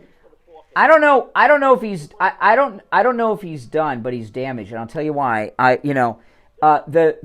That debate last night wasn't a big thing in MAGA circles because MAGA hates DeSantis, but it was highly viewed by Democrats, and Democrats love Newsom. And like I was talking about with the Young Turks, I think a lot of people learned a lot about Newsom and how bad things are in California and didn't realize it. And I think he was severely damaged last night, Gavin Newsom. Yeah, no doubt about it. By liberals. He thought he was going in for the kill, but I tell you what, Hannity did mega. Yeah, he did a good job. No, Hannity did good last night. All right, Barbara, take care. Appreciate the call. We'll be right back. The cold, hard truth. Every morning, 6 to 9, right here on. All right, and it's time to check in with Attorney Barry Siegel from the Siegel Law Group. Hey, Barry, what do you have for us today? Good morning. I hope you're having a great Friday morning. What I have today, yesterday we talked about our upcoming workshops. The one that we're going to have next is Thursday, December 7th. That's next Thursday at 2 p.m. at our Boca Raton office. Yesterday we talked about one of the key reasons to come to this workshop is that you'll learn some things that you may not know that could make a huge impact for your family, and making sure you leave things the right way, you don't leave a mess behind, that you're taking care of the disabled. But here's another reason, even a more practical reason as far as your wallet or your pocketbook. What we do is when you're at the workshop, when you're there and you schedule your free consultation, you're going to be getting a discount on your fees. You're going to get a discount certificate for $500, and there's even opportunities where you could even get more of a discount as well. Wow. So not only the knowledge and learning things so that you can make some good decisions, but you could also save money by coming to that workshop. So if this is something you know you want to do, something you're interested in taking care of, getting it taken care of, especially now we're all starting to think about our New Year's resolutions as we enter December here.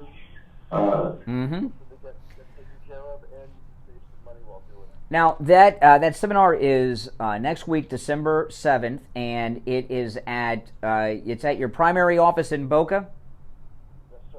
Okay, so when you call, they'll give you directions and all of that. And remember, the workshops are always free. You can find the Siegel Law Group online at SiegelLawGroup.com. SiegelLawGroup.com, or give them a call toll free 855-FLA-3782. 855-FLA-3782. And if you missed the number, just go to SiegelLawGroup.com and you can get the number there. All right, Attorney Barry Siegel, have a great weekend. We'll talk next week. All right, back after this. We take on the social justice warriors for breakfast. Now the Steve Kane Show is on the air. All right, we are back. I'm Brian. You're listening to Florida's longest-running radio show, the Steve Kane Show. Steve joining us. Hey, Steve. Hey, before we get going, I just want to tell you guys, December 7th, the day of Attorney Barry Siegel's workshop, is also the last day of open enrollment. Okay, so the clock is ticking, and that's open enrollment for Medicare. So if you're a Medicare recipient, open enrollment is almost over. Open enrollment is the only time of year that you can make changes to your existing Medicare policy. Call Debbie at I Will Advisors. She'll review your policy at no charge. Also, no matter where you are in Florida, she can help you. Her family have been with us here on the Steve Kane Show, helping Steve Kane Show listeners with their Medicare since 1994. Okay, long time. She's second generation with this. You guys remember Adam, Captain Truth Klatzoff, who's no longer with us. He's waiting for you, Steve, across the street at the Gardens, right? You're in the Jewish mausoleum. Well, you will be. You're not there yet. I hope. Right. And I think has the engineer installed the microphones and everything at the mausoleum for Steve? But Adam's across the street in the Christian mausoleum right now. But anyway, they've been with us, that family, since 1994 on the Steve Kane Show. That says a lot. And of course, they review Steve's Medicare every year, and she can help you. But open enrollment is up on December 7th. So if you don't make your changes then, you're locked in. And if you don't have the right coverage, you're done until next year. Her number is 954-753-8080. 954-753-8080. 954-753-8080 for Debbie at I Will Advisors. All right, so I did watch that thing last night. Well, Barbara, had a good conversation with Barbara from Baltimore about it. She watched it, and I agree with her that Gavin Newsom was severely damaged among Democrat viewers because I was watching online this morning before I came in a local news story out of San Francisco. Throughout California, they had watch parties for that debate set up. There were Democrat watch parties and Republican watch parties statewide. And multiple Democrats that I've seen interviewed. The Young Turks are the most high profile, but I saw others, including a guy in a blouse on one of them, okay? A silk blouse. They were shocked at some of the things they learned about the sad state of California. Because I guess the Californian, even though they're living through it, the news doesn't report it. And DeSantis did not win that debate. The things that came out that I think damaged Gavin Newsom, I think Hannity did a very good job. Hannity was very well prepared with facts, and Hannity did a really good job against Gavin Newsom. So I think Gavin Newsom was pretty damaged. Yeah. Newsom, yeah. But I still say though DeSantis was uninteresting and had very little to contribute. Oh, DeSantis is a turnover, isn't he? Yeah, he's the word I use to describe my feelings about DeSantis is he's repellent. You know what he was on Trump's coattail. I have one dog now who's 17, and let me tell you, when dogs get to be 17, they get to be very expensive. Oh my goodness. But we used to have two dogs, and my dog I have left is a little dog, and our other dog was big. And when I was walking the dogs, and there was a pit bull or something, my little dog got tough because the big dog was always there to have her back. Now she's a coward. That's DeSantis. DeSantis seemed tough because he had Trump with him. He was, and now that Trump's not with him, he's like a local politician. He's just not really at that level. Not ready for prime time. Yeah, an unattractive vibe. Yeah, and that's. I mean, I don't like DeSantis at all. Okay, I mean that's odd. You guys know. But there are people that I don't like that are top seasoned politicians. I'll also say though, Steve, that out of the two of them debating, Gavin Newsom beat DeSantis. That doesn't, and I want to clarify that again. I'm not saying Gavin Newsom was right. You don't have to be right to win a debate. I got some clips I played earlier, but I just want to play one of them. I played them all earlier in the show, but I want to play just one of them, and this illustrates that how Gavin Newsom beat DeSantis in the debate. Listen, this was a good one. Trolling folks and trying to find migrants to play political games, try to get some news and attention so you can out-Trump Trump. And by the way, how's that going for you, Ron? You're down 41 points in your own home state. Yeah, I mean, that's brutal. That's brutal, I mean, and so between the two of them, Gavin cleaned his clock because he had, and that's not a zinger. That's a factual, devastating fact. That's not, I paid for this microphone, or I knew Jack Kennedy, you're not Jack Kennedy. Those are zingers. That was a hardcore fact that is like, and I will tell you, to Republican, never Trumper, uniparty establishment Republicans, most of those people aren't aware that DeSantis is that far behind President Trump, because those polls don't get publicized in the media. But make the polls work. Yeah. But I got to make a recommendation before we go to the phones and go on. I on a personal note, I got to give you some advice. I know Steve's getting nervous. Steve's getting nervous. Well, I sleep with my phone next to my bed, but I think sometimes you sleep with your phone under your body. You were calling me like on my way in this morning, like many times. You kept rolling over on your phone. From hell. It tries to reach me on a regular basis. Probably no. I heard you. I was driving in, and the phone. The phone. First time the phone rang, it was like 3:30 in the morning. And when the phone rings at 3:30 in the morning, I think someone's either dead or in jail. And it was you. I heard you stretching. You were stretching, and then I was like, okay. So, and I hung up, and then 5 minutes later you called back. I guess you rolled over again. So you got to get that MyPillow mattress topper, Steve. You won't roll around so much. But do what I do. Put the phone on the nightstand. Keep it out of the bed. Oh, I'm not totally in control. I only control half the. Well, you can control where the phone is left at night before you go to sleep, because you were rolling around. Because I knew what was happening. You were rolling in bed on the phone.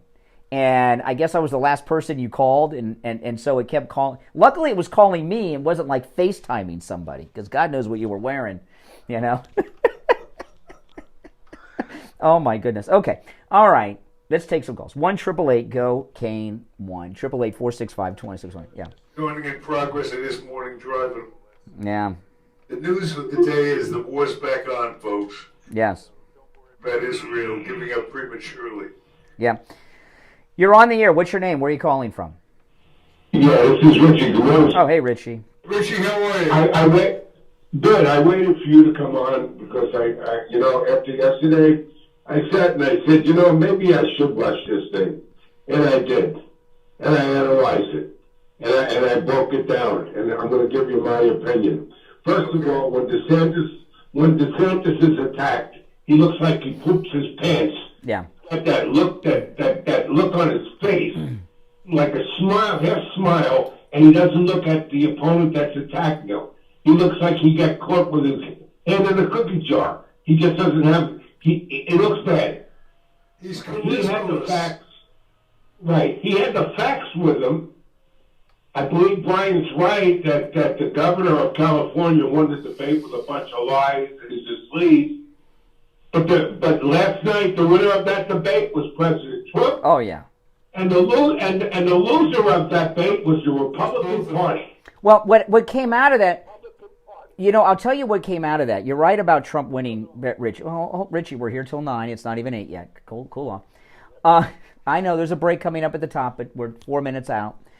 But, the thing about Trump winning, you're right on the money, because what happened last night, Gavin Newsom's not going to be a Biden replacement. He was really exposed last night to a lot of people. So he's done so far as a Biden replacement. But the Republican Party lost last night because Gavin Newsom said one thing, which is you're gonna get upset with me, Brian, and maybe Steve might get upset. But we didn't see a red wave the last 2 elections. And there was one reason, and we should have won. One big time. And the big reason was the abortion issue. The women's right to their own health needs. And the fact is, that's what he signaled to everybody with DeSantis with the his abortion laws here 6 weeks in Florida. The abortion issue for Republicans is a wild card. It's always been a wild card. They still don't have it down. They still don't have the response down. And we're not going to know till the day after the election how it's going to play out.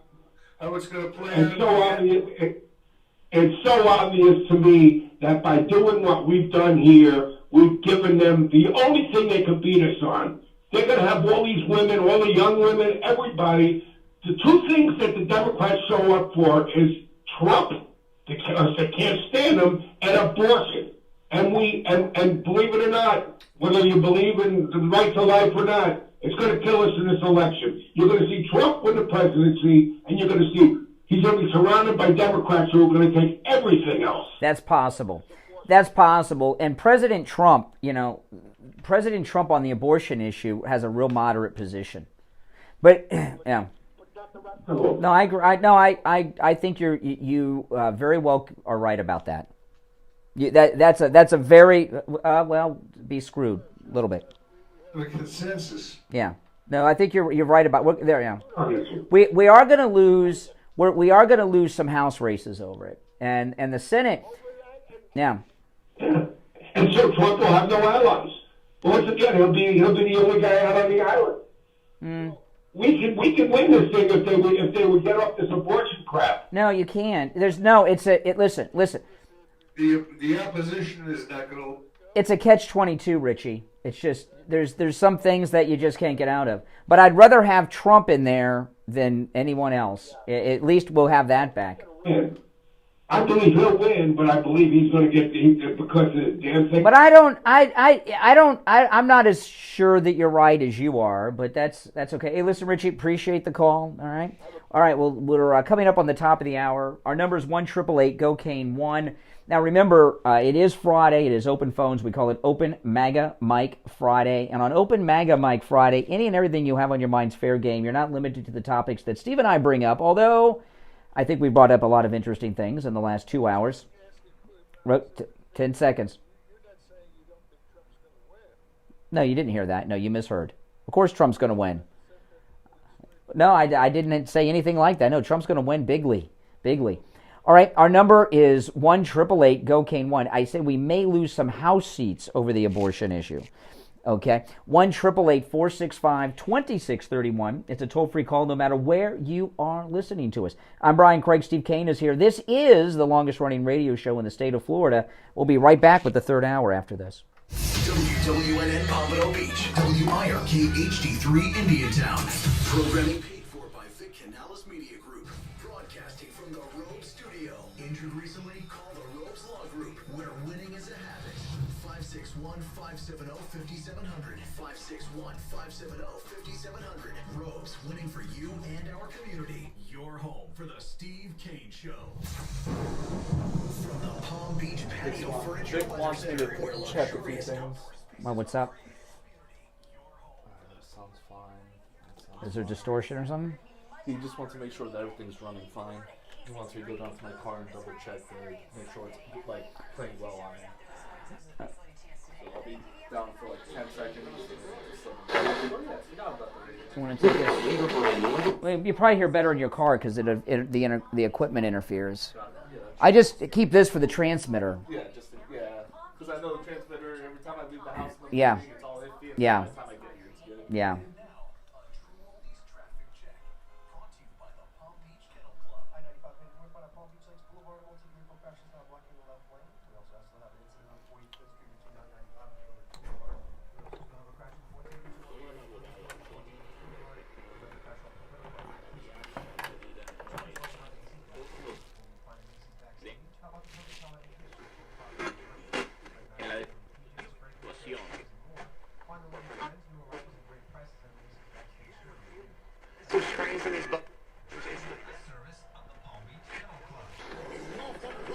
I had this set and somebody messed with it. Single move.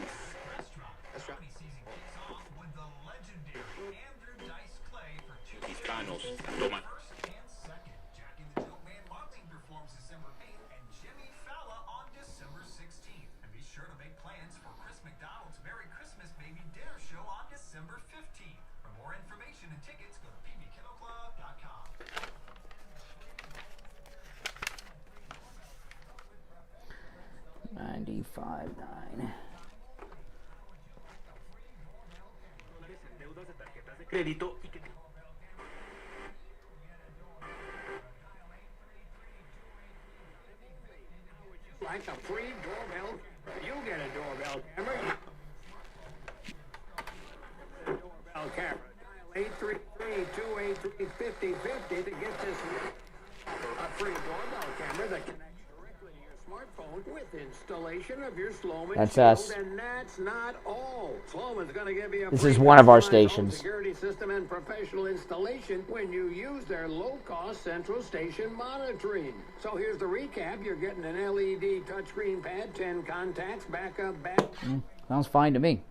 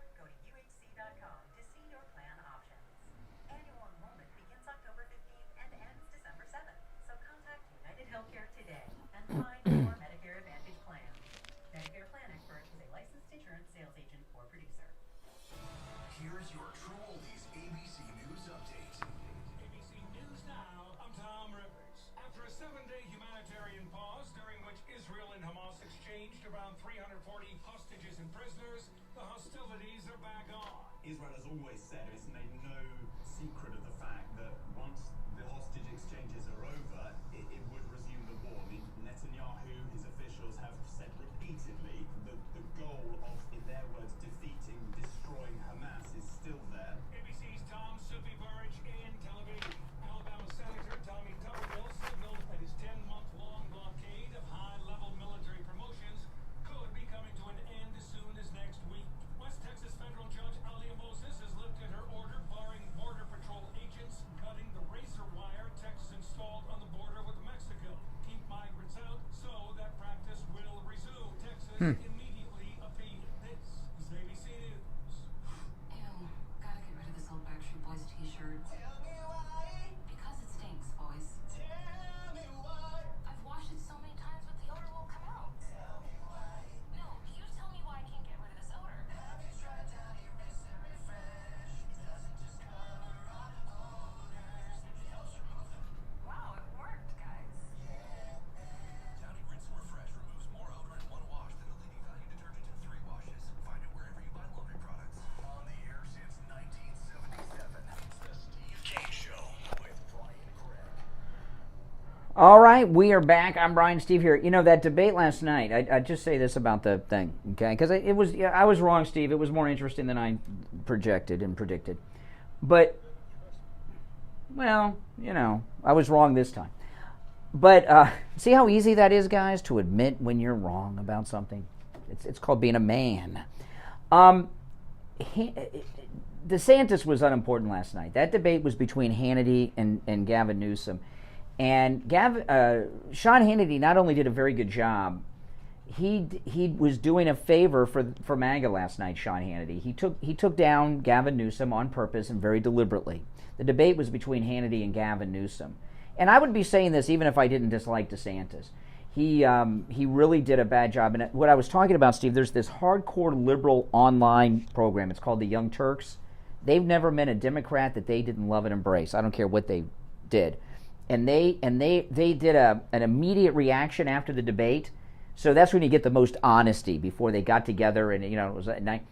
And they said they were shocked at how bad things were in California. And they even fact-checked Hannity's stats that he threw at Newsom, and they said everything Hannity pointed out was right. And now they'll probably do some damage control when their liberal viewers say, "Hey, what are you doing?"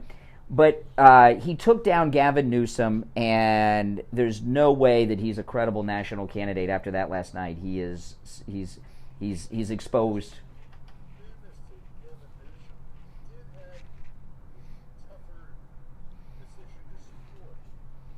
Oh yeah, but he's also a more seasoned, qualified, professional politician and debater, and oh, that's tough, yeah. Yeah. All right, well, let's take some calls. Our number 1-888-GO-KANE-1. You're on the air. What's your name? Where are you calling from? Good morning. How you doing? This is Maria from Florida. Hey, Maria.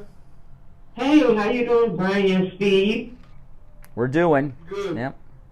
Okay, Brian, how is your wife doing? Good. I appreciate it. My wife came home from the hospital late last night. Thank you for asking. Okay. What a blessing, what a blessing. It's so much going on, man, but I went to Orlando on a little vacation for Thanksgiving, and it was terrible. But I want to talk about Israel.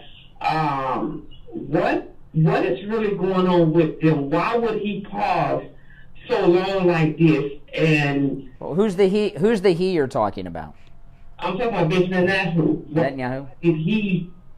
Why did he pose? I mean, why did he make agreement with Joe Biden administration to pause for do an extension and pause for any attack on Hamas when we know that these people are not going to? Okay, this is I'll tell you. There's two reasons why. Okay. One of them is the United States is run by anti-Semites right now. I was talking earlier in the show before Steve was here. Blinken, our liberal Secretary of State, was in the Israeli cabinet meeting yesterday and told them they had to back off of Gaza. I mean, this was insane.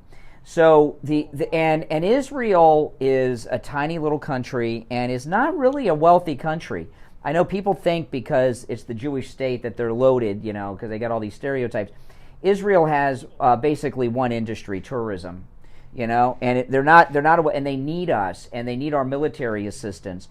Like there's a U.S. carrier group off of Israel. That's where they're getting intelligence information inside of Gaza. They don't have the abilities we have. The other thing is, and this is something that is hard for people to believe, but it's true. There's a lot of Jews that are in high-level positions in government in Israel that think that Israel shouldn't fight back after the attack.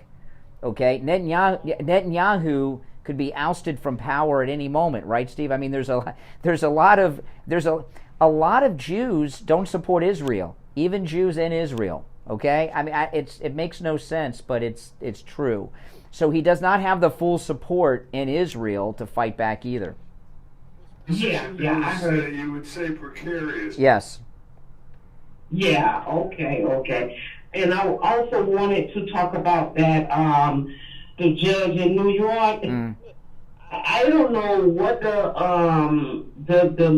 federal courts or the appeals courts doing, but to make a decision like that, to put the gag order back on the candidate, not only the candidate, the leading candidate, the former president, Donald J. Trump, and you put a gag order back on him. Well, see, it's not a gag order. The gag order is a cover-up. The reason they reinstated the gag order, the judge, is because of all these things that his wife is posting on social media. He doesn't want Trump sharing them.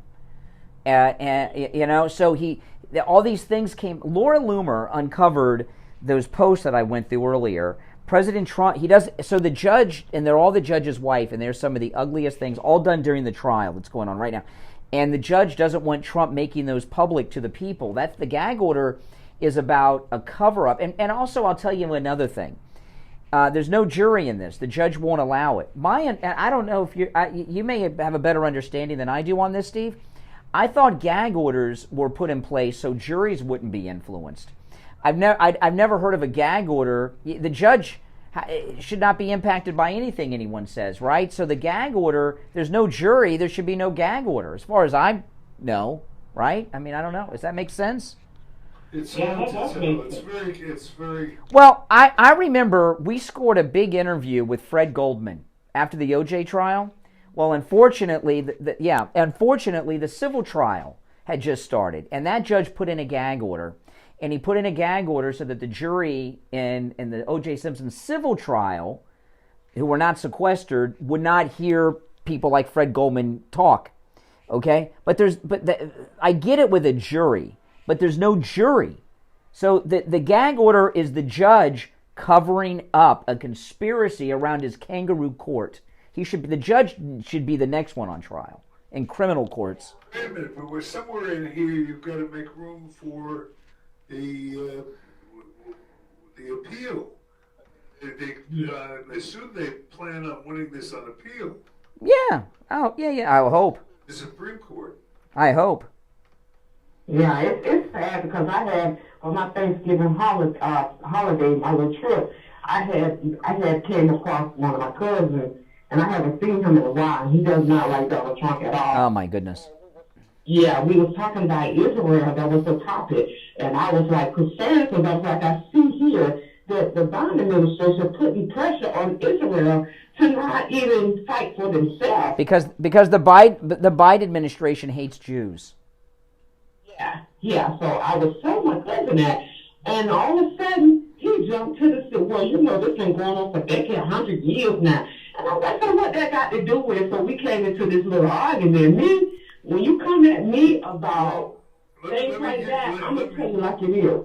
Let me just give you one thing to think about that's important that's going on in this country. If you'll notice, everybody in the government, certainly, and a lot of the liberals are rallying behind the Jews. They're afraid in this country that if they pay too much attention to the other side of this thing, that it's going to add to the violence and make the backlash against the Jewish people even greater. Mm-hmm. trying to locate to keep things under control. Yeah. Yep.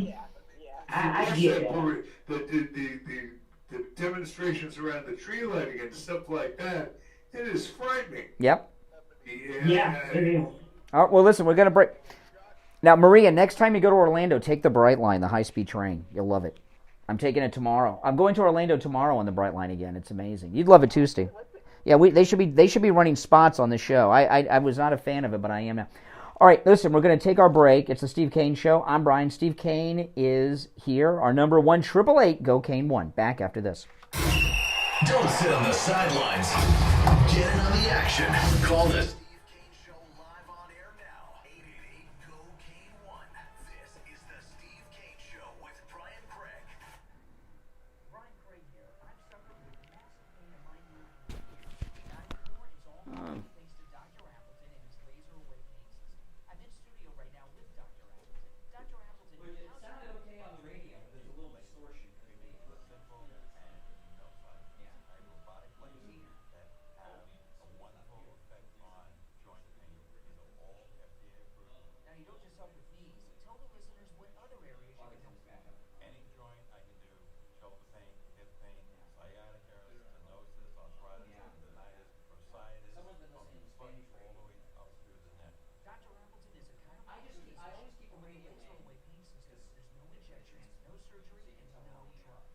He's open 6 days a week, and same-day appointments are available. Call right now for your free consultation. You can't always run to your car. Yeah. Sometimes you gotta say it. Yeah.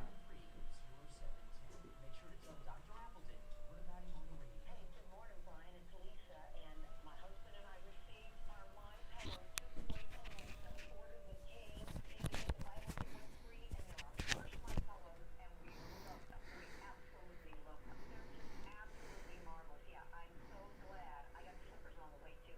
Go to mypillow.com and use our promo code KANE at checkout, KANE, and buy your MyPillow 2.0. Right now, buy one, get one free. You can also order by phone, toll-free, 800-646-4879. 1-800-748-4879. Promo code KANE. Hey, my true oldies listeners, John Tesh here with some intelligence for your retirement this time. If you're looking for a retirement advisor, you know trust and experience are two big qualities to look for. And as it turns out, my friend Jupiter Joe Thomas possesses both of these. Whether you're in retirement or looking to retire, I want you to give local expert Joe Thomas a call. Here's the number, 561-743-0999. Or, even simpler, you can go to jupiterjoe.com. Mention my name, John Tesh. You'll receive a free copy of Joe's book, Retirement Know-It-All. Great book. Call 561-743-0999. Or remember, go to jupiterjoe.com. That's jupiterjoe.com. Have you put off buying new tires because you thought they were too expensive? Find friendly prices at Friendly Tire and Margate on both new and used tires. New tires as low as $70 a tire. That's out the door and on the road because Friendly Tire doesn't charge you to balance the tire or mount the tire. They have thousands of used tires in stock too, starting at just $30. Call for a quote right over the phone. 954-977-9445. 954-977-9445. Now, Show. 95.9 FM, the Treasure Coast on 106.9 FM, Harrison Boca on 95.3 FM, Fort Lauderdale on 96.9 FM, and anywhere in the world. All right, welcome back. I'm Brian. Steve's here. You know, it's Friday. That means the weekend is here. If you're in pain, go see Dr. Appleton. And, you know, I know sometimes it can be tough during the week. You're working, you got things to do. But, you know, no appointments are necessary. Walk-ins are welcome at Dr. Appleton's, even on Saturdays. His laser away pain treatment works, man. He's rid me of pain 5 times, different parts of my body, sometimes injuries, sometimes arthritis. It works. And it works on so many types of pain. Rotary tears, herniated discs, sciatica, spinal stenosis, fibromyalgia, plantar fasciitis, which is, I learned the other, has something to do with the foot and is incredibly painful, knee pain, which he rid me of, neck pain, back pain, any joint, post-surgical swelling, repetitive motion injuries, strains and sprains, work injuries, sports injuries, bursitis, arthritis, like he rid me of arthritis, and so much more. That list is just a small part of the long list of things that the laser away pain treatment works with. Give him a call. Now, if you need directions, Dr. Appleton's office will text you directions. And remember, Dr. Appleton performs all the laser treatments himself. There are no injections, no drugs, no surgery, no downtime, and it's completely painless. You can find Dr. Appleton online at AppletonChiro.com or give him a call, 954-973-0710. 954-973-0710. All right, we're back. I'm Brian Steve. So you want to take some more calls? What do you want to do? All right, let's go. You're on the air. What's your name? Where are you calling from? Brian from Deerfield. Hey, Brian. Hey, Brian, how are you? First off, congratulations. That's wonderful news that Kathy's back home. Yes, thank you, yes. The power of prayer, Brian. I know she's doing all better because I got that honey-do list when we got home last night. That means things are really going well. Oh, yes. But that's really great news first thing in the morning. Mm-hmm. Did you by any chance catch Jason Miller's interview on Eric Bolling last night? I did not. Is Jason Miller? He's the one they're making charges against him now, and it's because he's the one with the beard, right? That's right. Yeah. Ian is basically coming out and going over some of the numbers. Trump's numbers on a state-by-state basis seem to be looking really good. Yes. Even in states that maybe they thought weren't winnable seem to be maybe within reach now. Because things are so bad in this country. Absolutely. Two of my favorite analysts on it are General Holt and Gordon Chang. And they basically said Blinken and this whole bunch, our away team, ought to just be removed. It's just a disgrace what they're doing over there. He looks like a guy, like a deer in headlights, this guy. I don't know. Blinken? A high school kid. Yep. He to me, he's this is what I was telling Steve. You know, secretaries of state, even Madeleine Albright, are tough guys. They're tough guys. And I don't say that to make fun of Madeleine Albright. She was Clinton's Secretary of State, first female. She was, she looked like Henry Kissinger. And I'm not kidding. I'm not making go look. I think she'd be proud of that. I don't think she's with us anymore. I don't know. But you look at Blinken. He's very effeminate. He's not tough. And you're over there representing the United States of America. It's weak.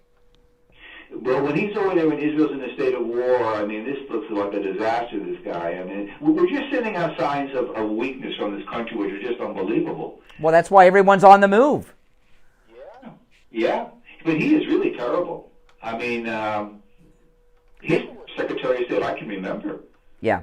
Well, what he did yesterday, I went through a transcript leaked out. He met with the Israeli War Cabinet, which is their generals and their defense ministers and all that, and he told them the United States would not support them bombing southern Gaza, and he said they don't have the credit to do it, which means they don't have the support behind them to do it. So we're dropping. He told them you don't have the United States support, and what I was talking about with this earlier is this, and a lot of people don't understand this because the press have muddled it. The reason Israel exists is because when the Nazis were trying to exterminate Jews from existence on this planet, no one, including FDR here in the United States, would let Jewish refugees escaping Nazi Germany in. Israel was established so that Jews had a place to be safe and escape to. And when you have a terrorist state in the middle of your country, like in Gaza, I believe Israel has a total mandate to handle Gaza any way they see fit.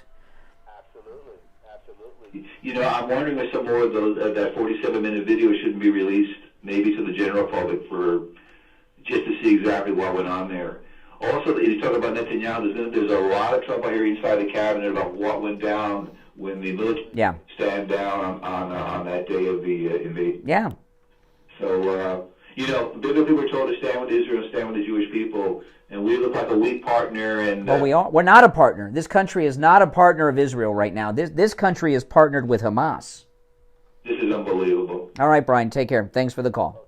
All right, you're on the air. What's your name? Where are you calling from? Good morning. Mike from, good morning. Jersey Mike from Palm Beach. No, from Palm Beach. He used to be in Jersey. He's in Palm Beach now. From West Palm Beach. Oh, okay. I'd like to say one thing. I'm going to go see Dr. Appleton, because I fell down and sprained my my wrist very badly. I'm treating it with homemade remedies. But I'm going to walk in there and have them take a look at that, because I think I might be able to get some aid with that. Yeah, well, when you I got my wrist treated over there. I embarrassingly, when I fell and I hurt my shoulder, you put your hand out and you hurt your wrist, right? You impact your wrist too. So that's he treated my wrist as well. Yeah, I'm looking forward to. I'm going to try and do that this afternoon. Great. I brought this up once before, and of course the response is, well, I've had that before, and that is, I think we are actually in the end of times. I'm not sure how far into it, but the reason being that Putin did say he was going to throw a tactical nuclear weapon into Ukraine. That was about a month ago. Nothing ever came of it, but I think there's things going on behind us, in the background there that we're not aware of, because he did say that. And the actor had killed us. Yeah. Men, women, and children in that apartment building. So I don't know what's going on there, but it's getting real close, I think. Nah, I don't think so. I mean, we'll never know. When the end times come, we'll never know. But I don't think so. This war is winding down in Ukraine, not winding up. Spots for the end of times on television. Yeah. That's because everyone. I know a lot of people are saying it, and I'll tell you, we are 2 months in now almost since these god awful attacks in Israel, which are very graphic. We're not seeing a lot of film footage, really any, out of Ukraine. I think the war in Ukraine is really a stalemate, and there's not a lot of action happening. Yeah, that's true. I'd like to say something about Biden. My comment on that is, why hasn't he been impeached? I mean, he has done such a horrible thing. It's coming. Look, taking on bribes from China and placing our security at risk as a result. Why don't the Republicans get together and do some of these violence? His presidency, this is Biden, is one big quid pro quo. They're making decisions in favor of China over the interest of this country. Yeah. His whole term of... There is an argument against impeaching Biden, and I'll tell you what it is. No. Some Republicans believe, I'm not one of them, but some Republicans believe that if there was a Biden impeachment, it would start to unite the Democrats behind Biden. They would circle the wagons and make him stronger, and he's falling down so far in the polls, they think an impeachment might help Biden. I think as far as the upcoming election and the interests of Trump, which I have a sizable interest in at this point, in addition to my interest in the welfare of the country, I definitely want Biden to be the candidate. Yeah. I mean, you got to be rooting for Biden if you Trump. Yeah. Hey, look. They can talk all they want about how, but basically, Biden would stand a chance. Biden would stand no chance against Trump. Mm-hmm. Well, listen, we got to take our break. Tell Dr. Appleton I said hello when you see him. I definitely will. Get to dye your car thing at one of these days. Oh, great. Awesome. That's awesome. You'll love it too. All right, take care. All right, we'll take our break for the bottom of the hour and be right back. Making morning radio great again. I think you're going to really love it. It's the Steve Kane Show with Brian Craig.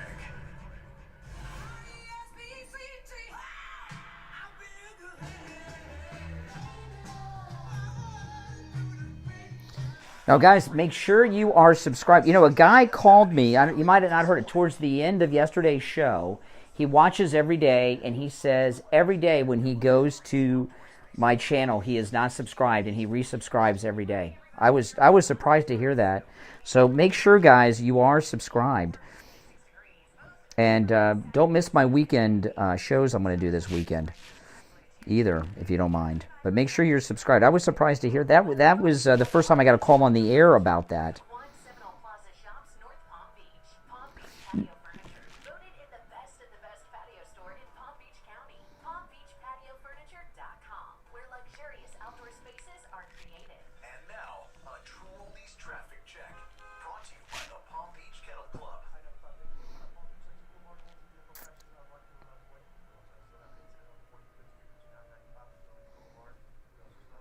Yeah, like the video too. Liking the video helps, guys.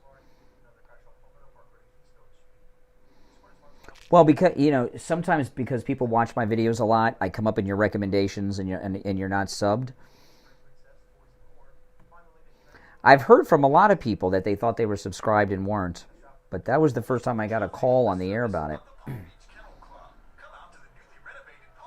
I don't want a white Christmas. I don't know how to drive in snow. I've never driven in snow. So.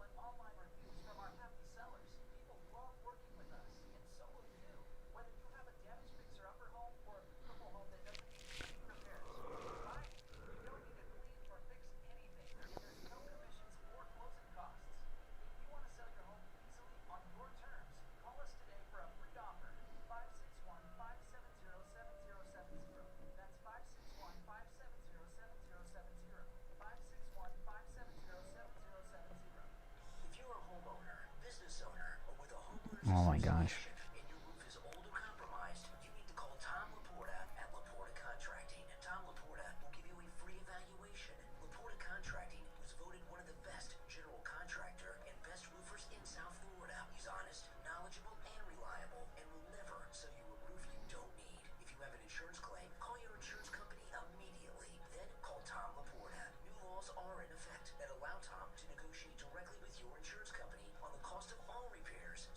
Necessarily need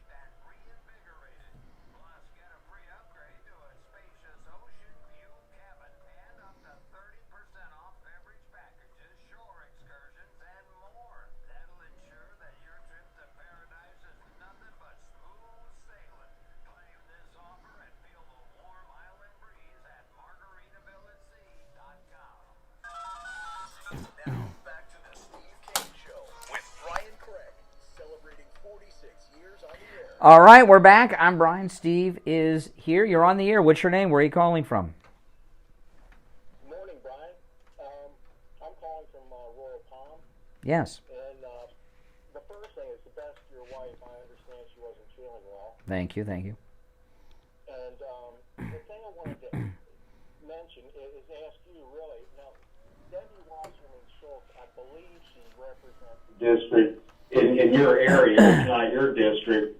And the reason I mention her is you see a lot of these hearings in which the Congress people on the left, it's almost absolutely reminiscent of Nazi trials and Yes. Yeah.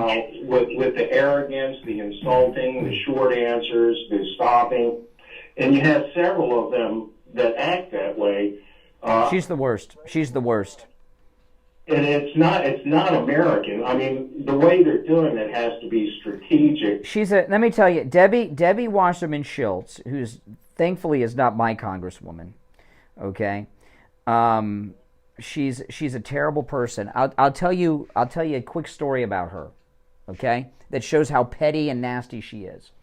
Remember when we had Debbie Wasserman Schultz on the TV show, Steve? I'll remind you. Listen to this, okay, guys? We used to do. I just was in my mind because I thought about the TV show earlier. We had a cable before there was YouTube and all that stuff. The Steve Kane Show. We had a cable access TV show that was.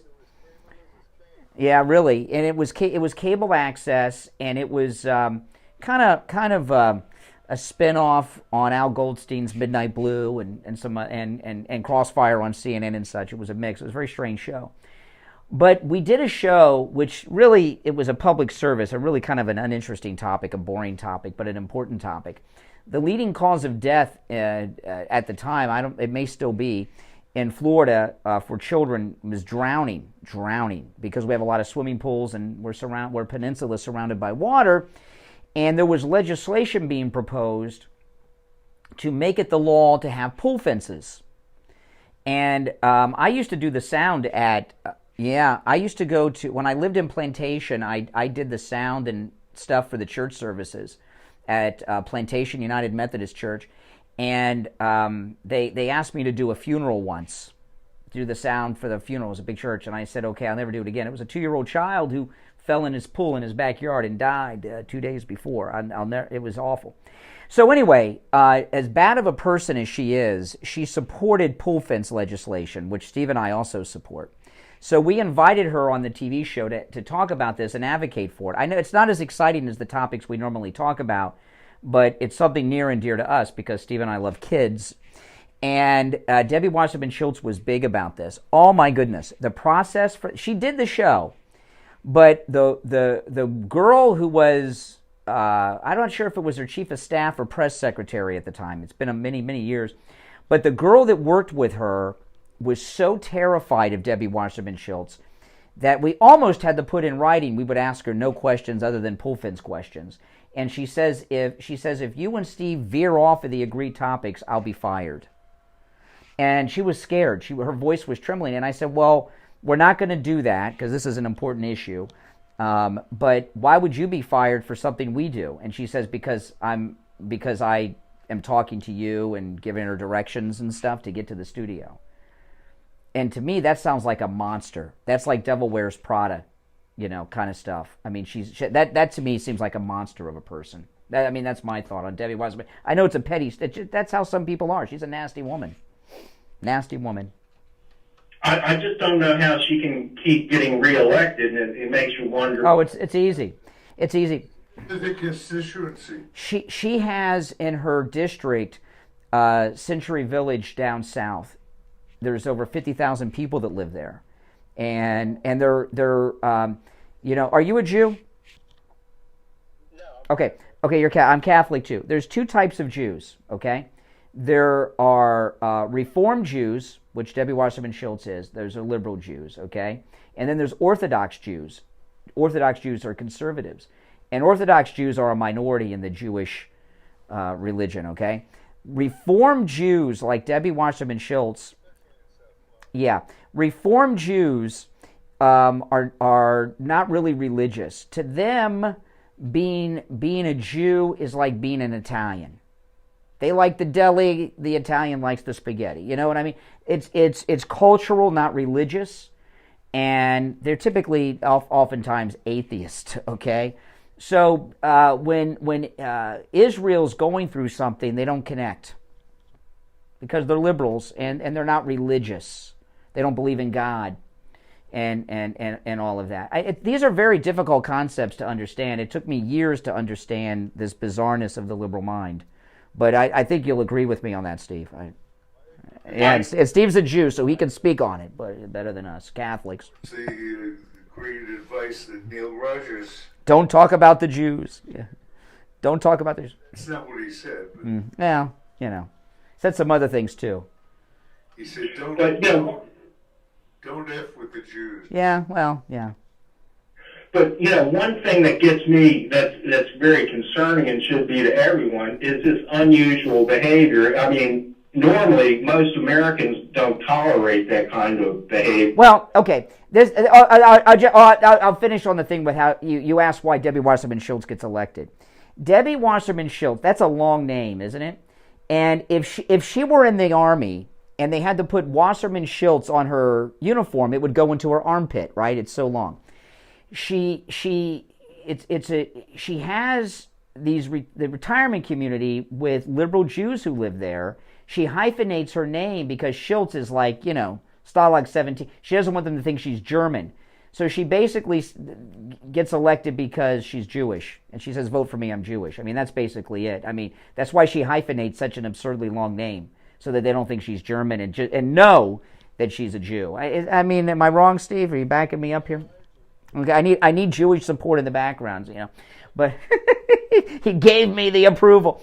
But that's the way it is.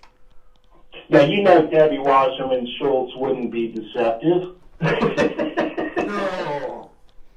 Yeah. I watched her last night. I was watching her in the news. Oh, she's repulsive. She has a mouth. She's gotten worse in her old age. Oh my God! She was basically telling the witness to shut up. I'll tell you what, and she's a terrible congresswoman. I'll tell you something she did once a few years ago when Obama was president.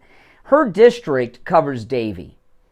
And where are you calling from? You're in South Florida. Where are you calling from? Okay, you probably don't know Davie too much. But on I-595 and University Drive, there's a Costco. And across from the Costco, there was a Kmart shopping center that was there since like the 80s. So before 595, that Kmart was there. I remember it when I was a kid. There used to be a water park where the Costco is. The Kmart closed down. It was closed down for years. It was an abandoned shopping plaza in Debbie Wasserman Schultz district. Hobby Lobby was moving into the old Kmart. And Hobby Lobby's great, unless you want to buy something on Sunday, because they're closed. But Hobby Lobby's great. But Hobby Lobby challenged Obama on Obamacare. And Debbie Wasserman Schultz led a protest against creating jobs in her own district for her own constituents because Hobby Lobby is a Christian company. Okay? What kind of congressperson? The only other congressperson I know that lobbied against a company creating jobs in their district, that's right, with Amazon. And she's also, she's a terrible congresswoman. There's not one positive.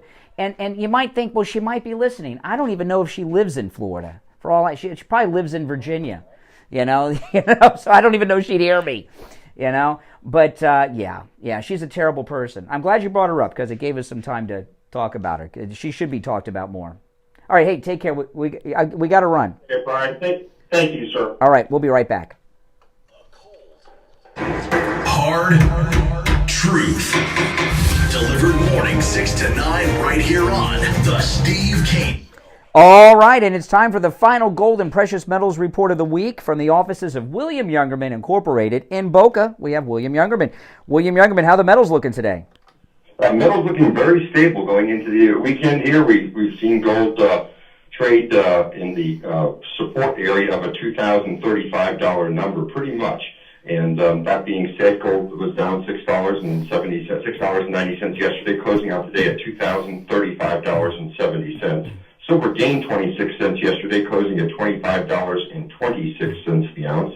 Platinum lost $5 at $9.27, and palladium was down another $23 at $988. Silver or gold overnight trading in a range of $2,033 to $2,051, and it's currently at $2,035, down 70 cents. Silver down 11 cents right now after trading in a range of $25.06 overnight to as high as $25.54, currently at $25.15 the ounce, down 11 cents. Platinum's down $1 right now at $9.26, and palladium is down another $8 at $980. So again, markets for gold and silver very stable. Silver seeming to be building a base above or reached at $25, and gold around $2,035. So these are very good numbers considering the nice rally that we've had. Absolutely. Yeah. Now, William, can you tell people what the process is to do business with you when people can't make it into the store, over the phone, through the mail, maybe out of town, out of state, or maybe in a part of town they can't get to you? And what's the process if people want to buy gold, silver, platinum over the phone with you? Yeah, it's very simple. All you do is give us a call on our 800 number, lock in the price and of whatever you want to order, and wire the funds immediately, and the gold or silver or both go right out to you immediately within a day. Yeah. You can do that by, and once you establish an account with us, you can call us anytime and even take more than a day to get the funds to us. No. Oh, that's awesome stuff. And locking in that price is you see a price you like, you call up, and you're locked in at that price. You can get a hold of William Youngerman. He opens up at 10 a.m. 1-800-327-5010. 1-800-327-5010. Online, WilliamYoungerman.com. And if you can stop in, please do. You'll love it over there. It literally is a museum. 150 East Palmetto Park Road in Boca, on the first floor of the Bank of America building, just east of US 1 Federal Highway on the south side of Palmetto Park Road. All right, William Youngerman, we'll talk on Monday. Okay. Back after this. We take on the social justice warriors for breakfast. Now the All right, callers on hold, stand by. I was just reading, Steve, earlier, Christmas trees, because we're talking about inflation. Christmas trees are 10% higher this year. Christmas trees nationwide, so that means that's an average. So in some places, they're even higher. I mean, no matter where you go, everything is more expensive. And, if you're on a fixed income and things get more expensive, your fixed income is still fixed, right? I mean, it's rough when you're retired. That's right. And Jupiter Joe Thomas, call him, talk to him about annuities. Annuities are absolutely amazing. And with annuities, which are through insurance companies, and I was so shocked. I've never learned any of this in school, in college, that not one insurance company failed during the Great Depression. I never heard that before. I guess they don't want you to know that. That's absolutely amazing. And, he is an expert when it comes to retirement. He's been doing this for decades. And with Joe Thomas, he'll protect your money, you'll stop losing money, and you'll be guaranteed income. So your income isn't so fixed because you got some income coming in, which is something that all retired people need a little extra of, especially when the price of everything you buy costs more this year than it did last year. And that's all. Now, Joe Thomas is offering free copies of his book, The Retirement Know-It-All, which I have read. It is a great book. It is a quick read filled with actionable tips. You don't have to be retired. If you plan on retiring at any point in your life, maybe today you're going to retire, or maybe you're going to retire in 10 years, he can still help you. He's also offering free phone consultations. No matter where you are located, you can schedule a free phone consultation with financial expert Joe Thomas. Okay, I'm going to give you his number. If you missed the number, go to his website, jupiterjoe.com, and you can get the number at jupiterjoe.com. If you missed this, here's the number, 561-743-0999. 561-743-0999. Again, that's 561-743-0999, or go to jupiterjoe.com if you missed the number. All right, we just have a few minutes left. Our number, 1-888 Go Kane 1-888-465-2631. But one last thing on Debbie Wasserman Schultz. She used to be all over the news, and she's kind of been on the down low for years. I've actually forgot about her, Steve, until that guy called up. Yeah, when's the last time you heard anybody mention Debbie Wasserman Schultz? Oh, my goodness. All right, let's go. You're on the air. What's your name? Where are you calling from? Yeah, good morning. It's Al. How you doing, Steve? I was doing pretty good. Anyway, Oh, my gosh. What did they say about water off a duck's back? Yeah. Anyway, go ahead. Or maybe he just agreed with you and didn't feel he had anything to say. Yeah, go ahead, Liberal Al. Go ahead.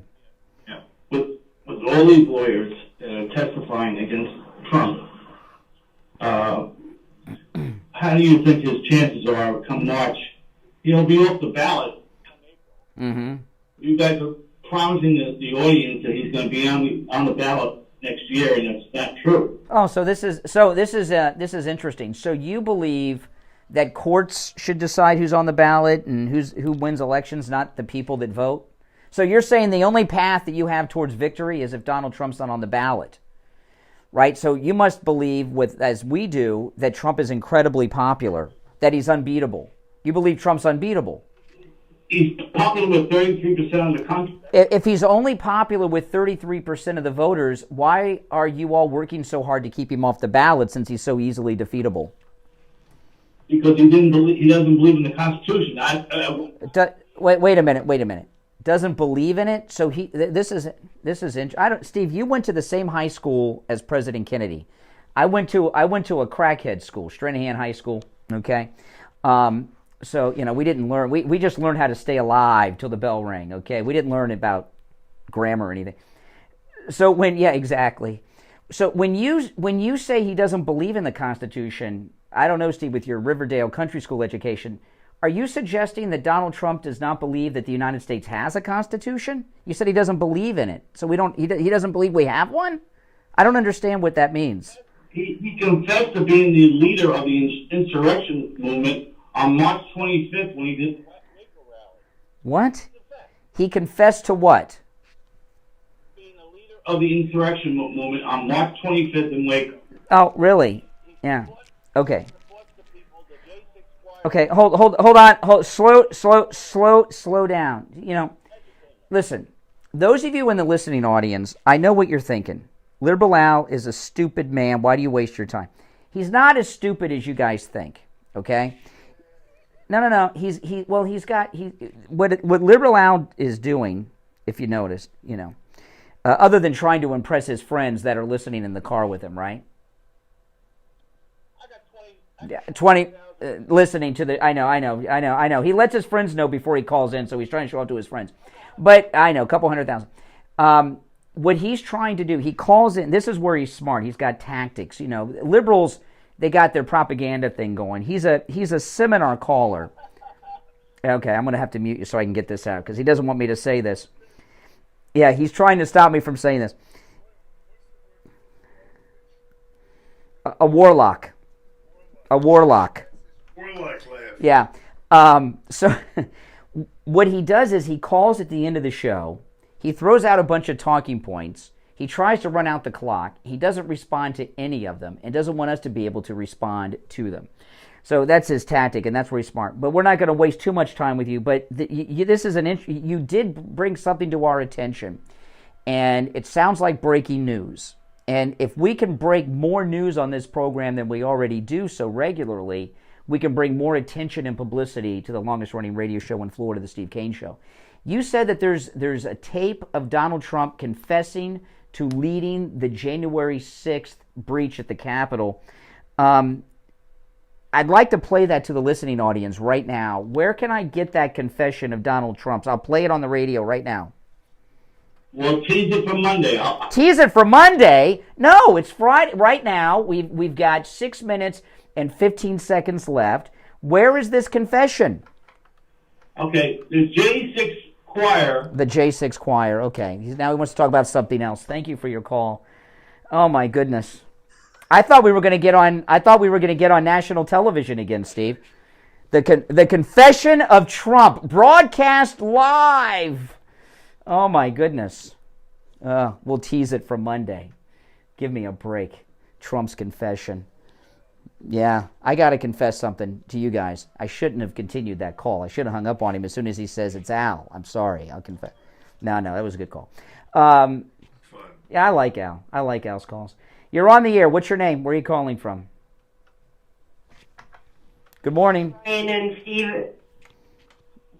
Yeah, you're on the air. Brian and Steve. Yep. It's Patty from New Jersey. Hey, so I want to.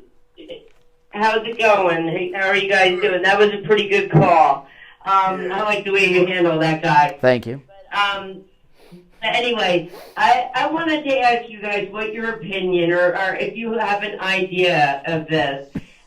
With this Derek Chauvin thing going on, with this coming out that George Floyd was, died of a fentanyl overdose, because now all of a sudden his autopsy report's out. Where was the autopsy report during the trial? And if it took this long to get the autopsy report, why did they try the guy before they had... Listen, Derek Chauvin is not going to survive prison. He's going to come out, he will not come out of prison alive. It's just, I don't... It seems to me, he got stabbed last week. It seems to me that there are enough police officers and people like that in prison that can't they just have a special jail for like cops and things like this? I mean, there's got to be for white collar people. Yeah, there should be a cop prison. Yeah, and it absolutely is a political thing. Then what I don't understand is we have a lot of police in this country. A lot. Why are they not all rallying? Because I'll tell you why. Most police officers... Now, here in Florida, it's different because this is a red state, okay? But around the country, most police officers are Democrats. It's government work. Most people that work for the government are liberal Democrats. I would bet you Derek Chauvin himself, Milwaukee, was a Democrat. He may not be today because they lynched him, but he was probably a Democrat. Most cops are Democrats around the country. It's unbelievable. I just I just they're making such a big deal about it now. Oh, the autopsy says fentanyl overdose, but yet nobody. Where was it during the trial? You mean? George, yes. I don't know, but I know that George Floyd has been made a saintly figure, and Derek Chauvin is done. It's sad. It's really sad. And you're right. Police officers should stand up. Well, I'm going to run because we're short on time. But thanks for the call. All right, take care. You're on the air. What's your name? Where are you calling from? Hi, Lynn, Boynton Beach. Hey, Lynn. Hey, listen, I just wanted to let you know you were talking about Rhode Island the other day, and I am a Rhode Islander, and I wanted to let you know that I'm in my 70s now, but when we were growing up, nobody ever told anybody who they voted for. Wait, not the parents, not the father, the mother, not the friends, and if they said who'd you vote for, they lied. And in Rhode Island, of course, it was Democrat, straight across pretty much, or the Republicans. You never heard about that. President Kennedy and, being Newport and all that stuff, and Jackie Kennedy. So when, as we got older, I don't even know if there was independent party at the time, because it always just seemed the Democrat and Republican. That's it. That's a choice. And I can remember my parents kind of going into my dad's den saying, what do you mean? What do you mean? So they just said, let's just not even talk about this. Mm-hmm. So the three things you never talked about when I was growing up was religion, politics, or money. But that was a time when there was class in this country, and Democrats are totally classless and are not gentlemen or gentleladies anymore. It's a different time. All right, listen, thanks for the call. All right, great call. You're on the air. What's your name? Where are you calling from? This is a riddle of 1970 from the chat. Yeah, we just got a few seconds, so go ahead. I wanted to let everybody know that if they want the truth about Derek Chauvin, like that young... No, don't give out any websites or anything. I don't want to send people to a website I don't know about. No, I'm not going to send anywhere online where I don't know, because I don't know where that leads, and people sometimes give out weird stuff. But Derek Chauvin, it's a terrible thing. He got stabbed. I mean, my goodness. And now that there's attention on Floyd and the autopsy, believe me, he's in more trouble now than he's ever been, in danger and in prison. All right, well, that's it for us for the week, Steve. We'll be back on Monday. Callers on hold, stand by. If you stand by, you'll be first on the line Monday morning at 6 a.m., I promise you. I'm Brian Craig. Steve Kane, of course, is here. You are listening to Florida's longest-running radio show, The Steve Kane Show. Just ask Alexa. Alexa, what's the longest-running radio show in the state of Florida? And it'll tell you. Yeah. Google will do the same thing. That's right, The Steve Kane Show. My name is Brian. Steve Kane, of course, has been here. God bless America. God bless Donald Trump. We'll see you Monday morning at 6 a.m. USFS 104.3 HD3 Miramar, WIRK 103.1 HD3 Indiantown. All right, guys. Thanks for watching.